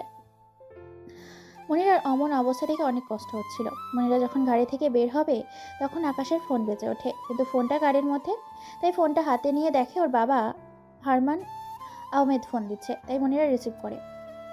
পাপা, আমার জামাইরে পাইয়া গেছি। আকাশ আর মনিরা পাশাপাশি বসে আছে, কারোর মুখেই কত কথা নেই। এমনভাবে বসে আছে না দুজনই অপরিচিত কেউ। পরিবেশটাও আজ এমনভাবে তাল মিলাচ্ছে। সমস্ত জড়তা ভেঙে আকাশ বলে ওঠে, তুমি আমাকে যেমনটা ভাবো বা দেখেছো আমি এমনটা না। ধরে নিতে পারো এটা আমার ছদ্মবেশ। আমার জীবন অনিশ্চিত মনিরা, সবসময় মৃত্যু আমায় তাড়া করে বেড়ায়। তার থেকে বড় কথা, আমি যে রাস্তায় চলি এটা ওয়ান ওয়ে, ফেরার পথ নেই। অনেক শত্রু এই রাস্তায়। তাই আমি চাই না আমার জন্য আমার প্রিয় কোনো মানুষের ক্ষতি হোক। আমিও মানুষ, ভালোবাসার অধিকার আমারও আছে, কিন্তু আমি পারি না, পারবো না আমি। কি এমন পরিচয় যার জন্য আপনি কাউকে আপন করে নিতে পারবেন না? কি এমন কাজ করেন যাতে আপনার জীবন সংশয়? মনিরা আকাশের দিকে তাকিয়ে, কিন্তু আকাশ অন্যদিকে তাকিয়ে আছে। একটু চুপ থেকে একটা বড় নিঃশ্বাস নিয়ে আকাশ বলে ওঠে, একে এর নাম শুনেছো? কে ওই গ্যাংস্টার? এ কে? না না, এ হতে পারে না। আমি যেটা ভাবছি আপনি রং। চলো, তোমার বাবা তোমার জন্য অপেক্ষা করছে। বাবা, বাবা। চিৎকার করছে, ডাকছে। জয় জাবির তার সামনে এসে ইশারায় বলল, কি হয়েছে? বাবা, তুমি কি জানতে কবির চৌধুরী একটা ছেলে আছে? জাবির কাগজে কিছু লিখছে, লিখে জয়ের কাছে দিল। সেখানে লেখা, হ্যাঁ, তবে কোনো কাজের না, শুনেছি অনেক ভীতু। তা তোমার মুখ দিয়েও তো বলতে পারতে। জাবির আবার লিখে দিল, যেদিন তুই কবির চৌধুরীকে মারবি ওই দিন তোর সাথে কথা বলবো। ও, তাহলে এই কথা। তাহলে কাজ শুরু করে দিই। ওই ছেলেকে তুলে নিয়ে আসি, ছেলের টানে বাপ ঠিকই আসবে। জাবির নিজের মাথায় হাত ঘষে লিখল, আমারও তার সাথে পুরনো হিসাব বাকি আছে। ফৌজিয়া আর অভ্র এসেছে আজকে রহমত মিয়ার পরিবার, যেন খুশির আমেজ। নতুন জামাইয়ের জন্য বিভিন্ন রকম খাবার বানাচ্ছে আকাশের পেয়ারি মামি। আকাশও রান্না ঘরে টেবিলের ওপর বসে আছে। অতঃপর তার মামি বলে ওঠে, আচ্ছা আকাশ, তোর কি মনে হয় না আমার কাজ করতে অনেক কষ্ট হয়? তো করো কেন? এক কাজের লোক থাকতে নিজেই সব করো, তাহলে ওদের রেখে কি লাভ? তোকে বলি কি আর বুঝিস কি? বলছি যে আমার একজন সঙ্গী লাগবে ঝগড়া করার জন্য, বৌমা লাগবে আমার। ও তার রিমনকে বিয়ে দাও। এখনো বাচ্চা, ওর বড় একটা তো এখনো দামড়ার মতো ঘুরে বেড়াচ্ছে। মা, ওর কথা ভাবতে হবে না, ওর জন্য মেয়ে রেডি আছে। রান্নাঘরে ঢুকে ফৌজিয়া কথাটি বলল। মামি আকাশের দিকে বড় বড় চোখে তাকিয়ে বলে ওঠে, কি? আমি কিছু জানি না। আবুলের মতো বলে সেখান থেকে এক প্রকার পালিয়ে এলো আকাশ। যদিও ওখানে থাকতো তাহলে আকাশের হাল বেহাল করে ছাড়তো ফৌজিয়া। তবে সেদিন গাড়িতে মনিরা, একটা কথা বলি। তবে কি জানো, পাগলেও নিজের ভালো বোঝে, তাই আশা করি তুমিও বুঝবে। দেখুন, আমি আপনাকে ভালোবাসি, কোনো স্বার্থের বিনিময়ে না। আপনার সুখ দুঃখের সাথী হতে চাই। জানি না ভবিষ্যতে কি হবে, তবে যত দিন বেঁচে আছি আপনার সাথে বাঁচতে চাই। শত ক্লান্তির মাঝে আপনার মুখের মুচকি হাসি হতে চাই। আর আমি ভবিষ্যতে বিশ্বাসী না, বর্তমানকে বিশ্বাস করি। জানি আমি বেশি কথা বলি, তবে যদি আপনি বলেন তো কথা বলাই ছেড়ে দেব, যদি আপনি আপনার মনের এক কোণে আমাকে একটু জায়গা দেন। আকাশ গাড়ি থামিয়ে দেয় আর বলে ওঠে, দুর্ভাগ্য মানুষকে দুইটো জিনিস শেখায়, এক ভাগ্যের কাছে হেরে যাওয়া, আর দুই ভাগ্যের সাথে লড়াই করে শক্ত হয়ে যাওয়া। তবে একটা কথা নিশ্চিত, এই শক্ত হৃদয়ে তোমার জন্য একটু হলেও জায়গা আছে, যার মানে আমি বুঝি না, হয়তো বুঝতে চাইও নি। তাই আমি আবারও বলছি, যা করবা ভেবে করবা।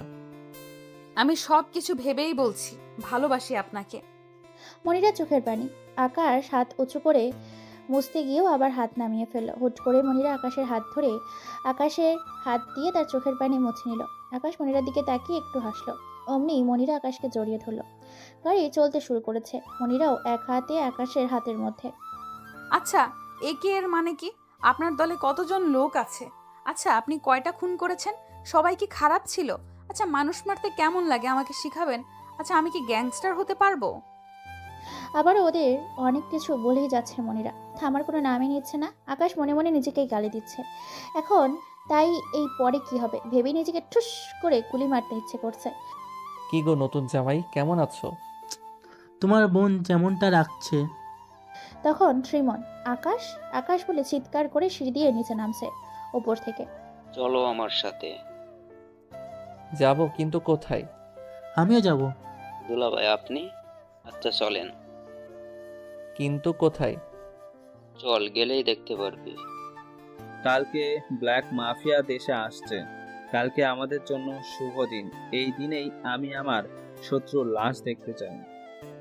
বাবা তুমি টেনশন নিও না, আমার লোকেরা গেছে কবির চৌধুরীর ছেলেকে কিডন্যাপ করতে। সো তুমি শুধু দেখো আগে আগে হোতা হ্যায় কিয়া। হ্যালো মনি, তুই কোথায়?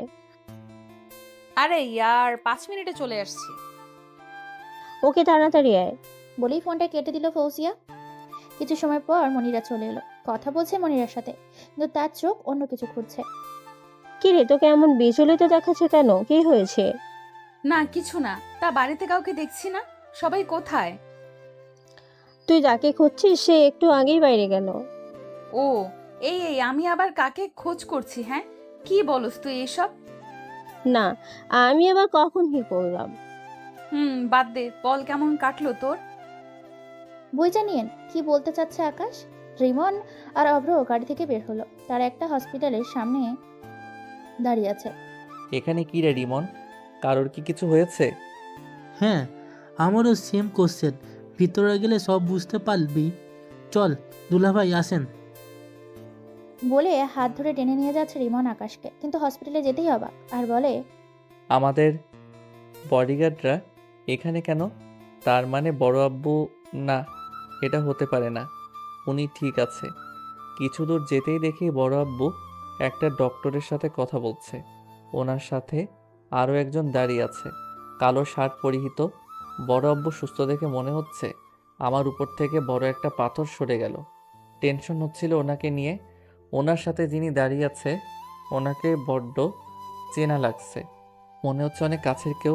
আমার বুকের ভিতর ধুকধুক করছে। ডক্টরের সাথে কথা বলার শেষে যখন তিনি একটু ঘুরল, তখন তার চেহারাটা স্পষ্ট দেখা গেল। আর তাকে দেখে যেন আমি জমে গেছি। বুকের ভেতর ধুকধুকটা অনেক বেড়ে গেল তার মলিন হয়ে যাওয়া চেহারাটা দেখে। কারণ সে আর কেউ নয়, আমারই আব্বু রায়হান চৌধুরী। দেখে মনে হচ্ছে তিনি অনেক টেনশনে আছে। অভ্র তার ফুপাকে এখানে দেখে অবাক হয়ে যায়। তাই ছুটে যাওয়ার সময় আকাশের সাথে একটু ধাক্কা লাগে। আকাশ নিচে পড়ে যাওয়ায় কবির চৌধুরী সহ রহমান খান নজর পড়ে আকাশের দিকে। কবির খান আকাশকে দেখে আকাশের কাছে আসে, কিন্তু রায়হান খান সেখানে দাঁড়িয়ে আকাশের দিকে করুণ চোখে তাকিয়ে আছে। আকাশও তার দিকে তাকিয়ে আছে। আজ তার চোখে অনেক কষ্ট দেখা যাচ্ছে। এই কষ্টটা কিসের? একজন বাবার ছেলেকে হারানোর কষ্ট, নাকি অন্য কোনো কারণ? তবে আকাশের আজ ওই মুখের দিকে উপরে অনেক মায়া হচ্ছে। আমরা সাধারণত তাদের উপরেই রাগ দেখাই, অভিমান করি, যাদের আমাদের সব থেকে কাছের হয়। আকাশের হয়তো এটাই কারণ। আরে মনিরা মা, কখন আসছো? এই তো আন্টি, মাত্র আসলাম। ফৌজিয়া ওর মায়ের দিকে তাকিয়ে একটু ইশারা করলো। মনিরা জানোস, আমার তো বিয়ে হয়ে গেল, এবার আকাশের পালা। ওর জন্য মেয়ে ঠিক করা আছে, ওর বাবার বন্ধুর মেয়ে। মনিরা এটা শুনে বসা থেকে দাঁড়িয়ে গেল আর বলে ওঠে, কি? না, এটা হতে পারে না মনিরা। কেন হতে পারে না? মেয়েটাকে আকাশের পছন্দ হয়েছে। কি বাজে কথা বলছিস?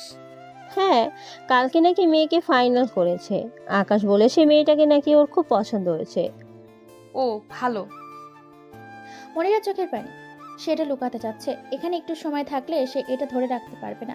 তাই সে ফৌজিয়াকে বলল, আচ্ছা, আমার একটা ইম্পর্টেন্ট কাজ আছে, আমি আজকে যাই। আরে মেয়েটার পিকটা তো দেখে যা।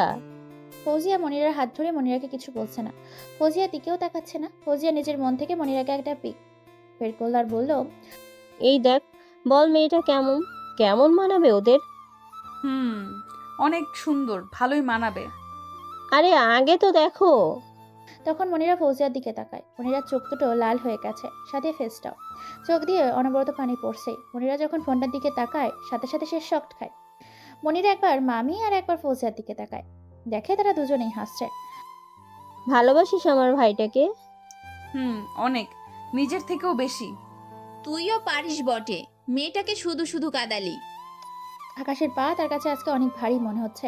তার পথ এগোচ্ছে না। সামনে সে দেখে একটা কেবিনে রায়হান খান জাহানারা বেগমের হাত ধরে বসে আছে, মুখে অক্সিজেন মাস্ক পরানো। তার ব্রেন টিউমার হচ্ছে, অপারেশন করলে বাঁচার সম্ভব 10%। ওনাকে এমনভাবে দেখে যেন আকাশের অনেক কষ্ট হচ্ছে। হবেই তো, একটা সময় আম্মু ডাকতো তাকে। রায়হান খান বেরিয়ে এলো রুম থেকে, আর আকাশ সামনে এসে দাঁড়ালো। যদি কোনো দিন আমাকে বাবা মনে করে থাকিস, তাহলে একবার তোর মায়ের সাথে কথা বলে নেই। জানি না এরপর কি হবে। আমার ব্যাপারে আমি কিছু বলতে চাই না। আমি জানি আমি যে অপরাধ করেছি তার কোনো ক্ষমা নেই। আকাশ কবির খানের দিকে একবার তাকালো, সে যেতে বললো। দরজা খুলে আকাশ কেবিনের ভেতর প্রবেশ করলো। অনেক শুকিয়ে গেছেন তিনি। বিয়ের দিনই আকাশ খেয়াল করেছিল কেবিনে শুধু আকাশ আর জাহানারা বেগম। জাহারা বেগম হাতের ইশারায় আকাশকে কাছে ডাকলো। আকাশ তার পাশের চেয়ারে গিয়ে বসলো, মুখের মাস্ক খুলে বলল, এই কেমন আছিস? আমি কিন্তু অনেক ভালো আছি। তোর চোখের পানি জানিস, তুই থাকতে তোর মর্ম আমি বুঝিনি। ভেবেছিলাম তোকে তাড়াতে পারলে আমি শান্তিতে থাকতে পারবো। তুই যেদিন চলে গেছিস না, ওই দিন অনেক খুশি হয়েছিলাম রে, কিন্তু এক দিক থেকে মন খারাপ ছিল। কারণ এবার আমি আর কার উপর অত্যাচার করব, কার সাথে রাগারাগি করে আমার সময় কাটবে। তুই কি ওই সময় খেয়াল করেছিস আমি সব সময় তোর পিছনে লেগে থাকতাম, কথা শোনাতাম? হ্যাঁ, আমি তোকে ভালো মুখ দিতাম না, এটা আমার দোষ ছিল। আমি মানছি, কিন্তু তোকে হারিয়ে আমি বুঝেছি তুই আমার জন্য কী ছিলি। তুই চলে যাওয়ার পরে তোর কথা অনেক করে মনে পড়তে থাকে। নিজেকে অনেক ছোট মনে হচ্ছিল ওই সময়। সব সময় তোর কথা ভেবে চোখে পানি ফেলতাম। তোর আব্বুকেও শুধু বলতাম তোকে এনে দিতে, কিন্তু তুই তো তোর কথা ভেবে আমি কোনো বাচ্চা নেইনি, কারণ তখন তুই আমার সন্তান হয়ে গিয়েছিলি। তখন তুই প্রথম যে আমাকে আম্মু বলতো। যেদিন তোকে বিয়েতে দেখিয়েছি ওই দিন আমি তোর সাথে কথা বলতে চেয়েছিলাম, কিন্তু নিয়তির কি বিধান, ওই সময় আমার মাথা ব্যথা শুরু করে। আমাকে একটা রুমে নিয়ে যায়।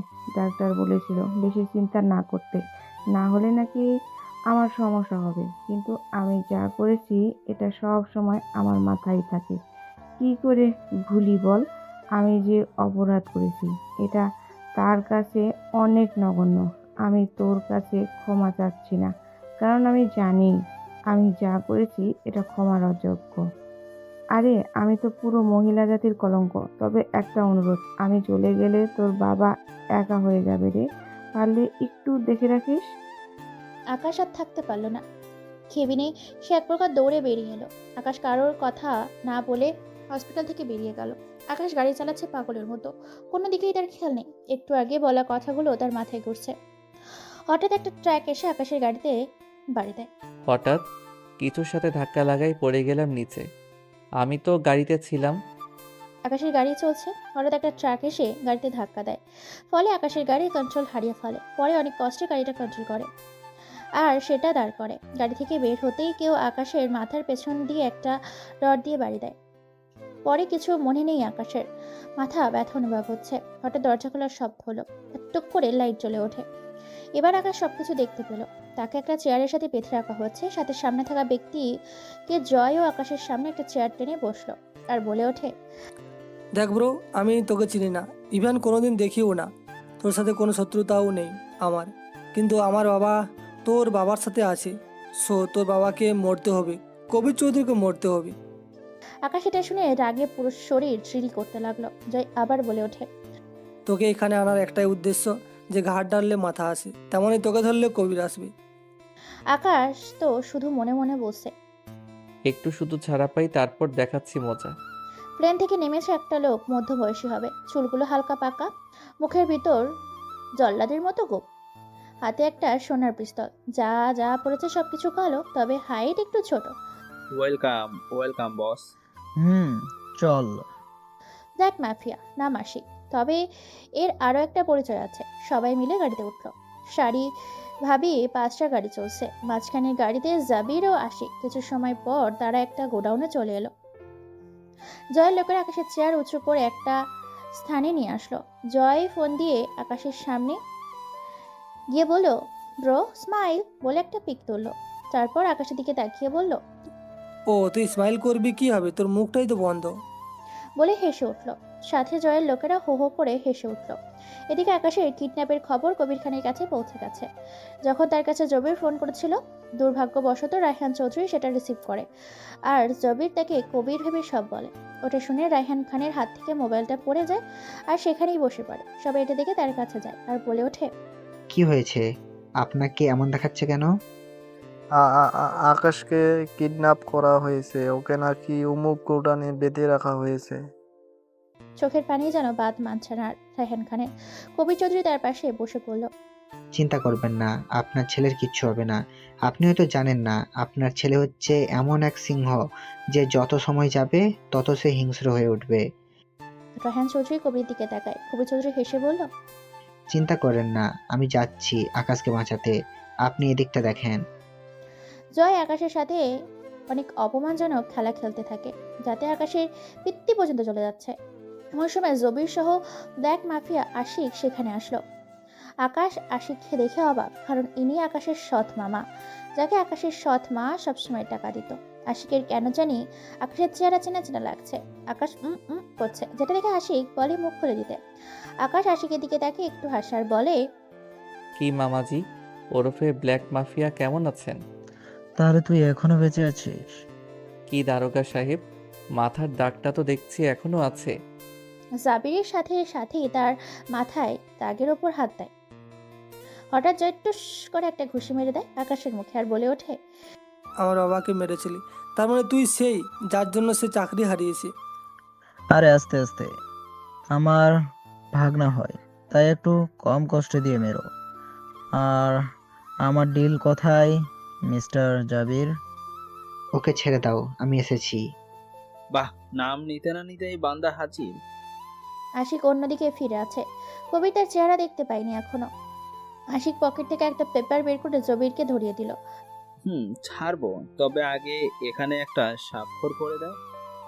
কবির কিছু না ভেবেই সই করে দিল। তখন আশিক কবির চৌধুরীর দিকে ফিরে, আর কবির সেটা দেখে রাগের চোখ দিয়ে আগুন বেরোতে লাগলো, কারণ এই সে যে কবির চৌধুরীর পরিবারকে মেরেছিল। কবির চৌধুরী আশিকের দিকে ছুটে যেতে লাগলো। আশিক কবির চৌধুরীর বুকে একটা লাথি মারে। সে ছটকে গিয়ে পড়ে কিছুটা দূরে। আকাশ এই বলে চিৎকার করে ওঠে। এদিকে জয় আকাশকে মারতে থাকে। আশিক কবির খানকে মারছে। লজ্জা করে না, লজ্জা করে না? এতগুলো মানুষের আমাকে এভাবে বেঁধে মারতে ভয় পাস নাকি যে আমি একাই তোদের সবাইকে মেরে দিব ভীতুশালা? আকাশের মুখে অনেক অংশ দিয়ে রক্ত বেরোচ্ছে। না, তুই ওর কথা শুনবি না, এটা ওর কোনো চাল। জয় ইশারা করলো আকাশকে গুলি করে দিতে। জয় কবির চৌধুরীর সামনে গেল, আর হাতে একটা ছুরি। এখান থেকে হসপিটাল 10 মিনিটের পথ। কুচ করে কবির চৌধুরীর হাত ধরে হাতের শিরা কেটে দিল আর বলে উঠল, পারলে তোর বাবাকে বাঁচিয়ে দেখা, 15 মিনিটেই শেষ। আকাশ যেন স্থির হয়ে গেছে। কবির চৌধুরী তেমন নড়াচড়া করছে না, তবে শ্বাস এখনো আছে। দুইজন ছেলে আকাশকে মারতে আসছে, হাত দিয়ে ধারালো অস্ত্র। আকাশ একটার বুকে ঘুষি মারলো, অন্যটার গলায়। দুইটাই শেষ জায়গায়। জয় এটা দেখে অবাক। হঠাৎ করেই ঝড়ের বেগে আকাশ জয়ের সামনে চলে আসলো। আমার কাছে সময় আছে, কিন্তু তোর কাছে তো একটু সময় নেই। আকাশ তার হাতে থাকা ছুরিটার দিকে তাকিয়ে বলল। ছুরি থেকে টপ টপ করে রক্ত পড়ছে। জয় তার বাবার দিকে তাকালো, সে যে ঢলে পড়েছে। জয় ছুটে গেল জাবিরের কাছে। সে দেখে তার বাবার গলায় আকাশ ছুরি চালিয়ে দিছে। সামনে তাকাতেই দেখে আশিকও পড়ে আছে মাটিতে, তার শরীর থেকে রক্তের বন্যা বেরোচ্ছে। আকাশ ওই দুটো ছেলেকে মারার পরই ওদের অস্ত্র দিয়ে ছুঁড়ে আশিক ও জাবিরের গলায় চালিয়ে দেয়, সাথে আরেকজনকেও মেরেছে। জয় তার বাবাকে ধরে চিৎকার করে ওঠে আর আকাশের দিকে ছুটে আসে আকাশকে ঘুষি মারবে। তখন আকাশ সরে গিয়ে জয়কে জড়িয়ে ধরে। জয় চোখ বড় বড় হয়ে গেছে। আমাকে মাফ করে দিস। আর হ্যাঁ, আমি কিন্তু ভূত ভয় পাই, তাই আমার পিছে যেন পড়িস না। বলেই আকাশ জয়কে ছেড়ে দিল। জয় দেখলো তার বুকে ছুরি ঢুকানো। আকাশ তাড়াতাড়ি করে তার আব্বুকে নিয়ে সেখান থেকে বেরিয়ে যায় হসপিটালের উদ্দেশ্যে। 3 মাস পর। আকাশ, এই আকাশ ওঠ, আজকে তোর বিয়ে আর তুই পড়ে পড়ে ঘুমাচ্ছিস। ওহ, যাও তো আম্মু, আমি আজ বিয়ে করব না। এই কি বললি? কি বললাম? না না না, তখন আমি বুঝলাম কি বলে ফেলছি। ইস, জানালা বেগম আমার আম্মু তার অপারেশন সাকসেসফুল হয় আর এখন আমরা একসাথে থাকি। ও হ্যাঁ, আজ আমার বিয়ে মনিরার সাথে, আমাদের জন্য সবাই দোয়া করবেন।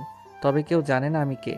আর ওই দিনের পর থেকে দেশের প্রায় সবাই একে নামকে বাঘের মতো ভয় পায়। সমাপ্ত। আল্লাহ হাফেজ।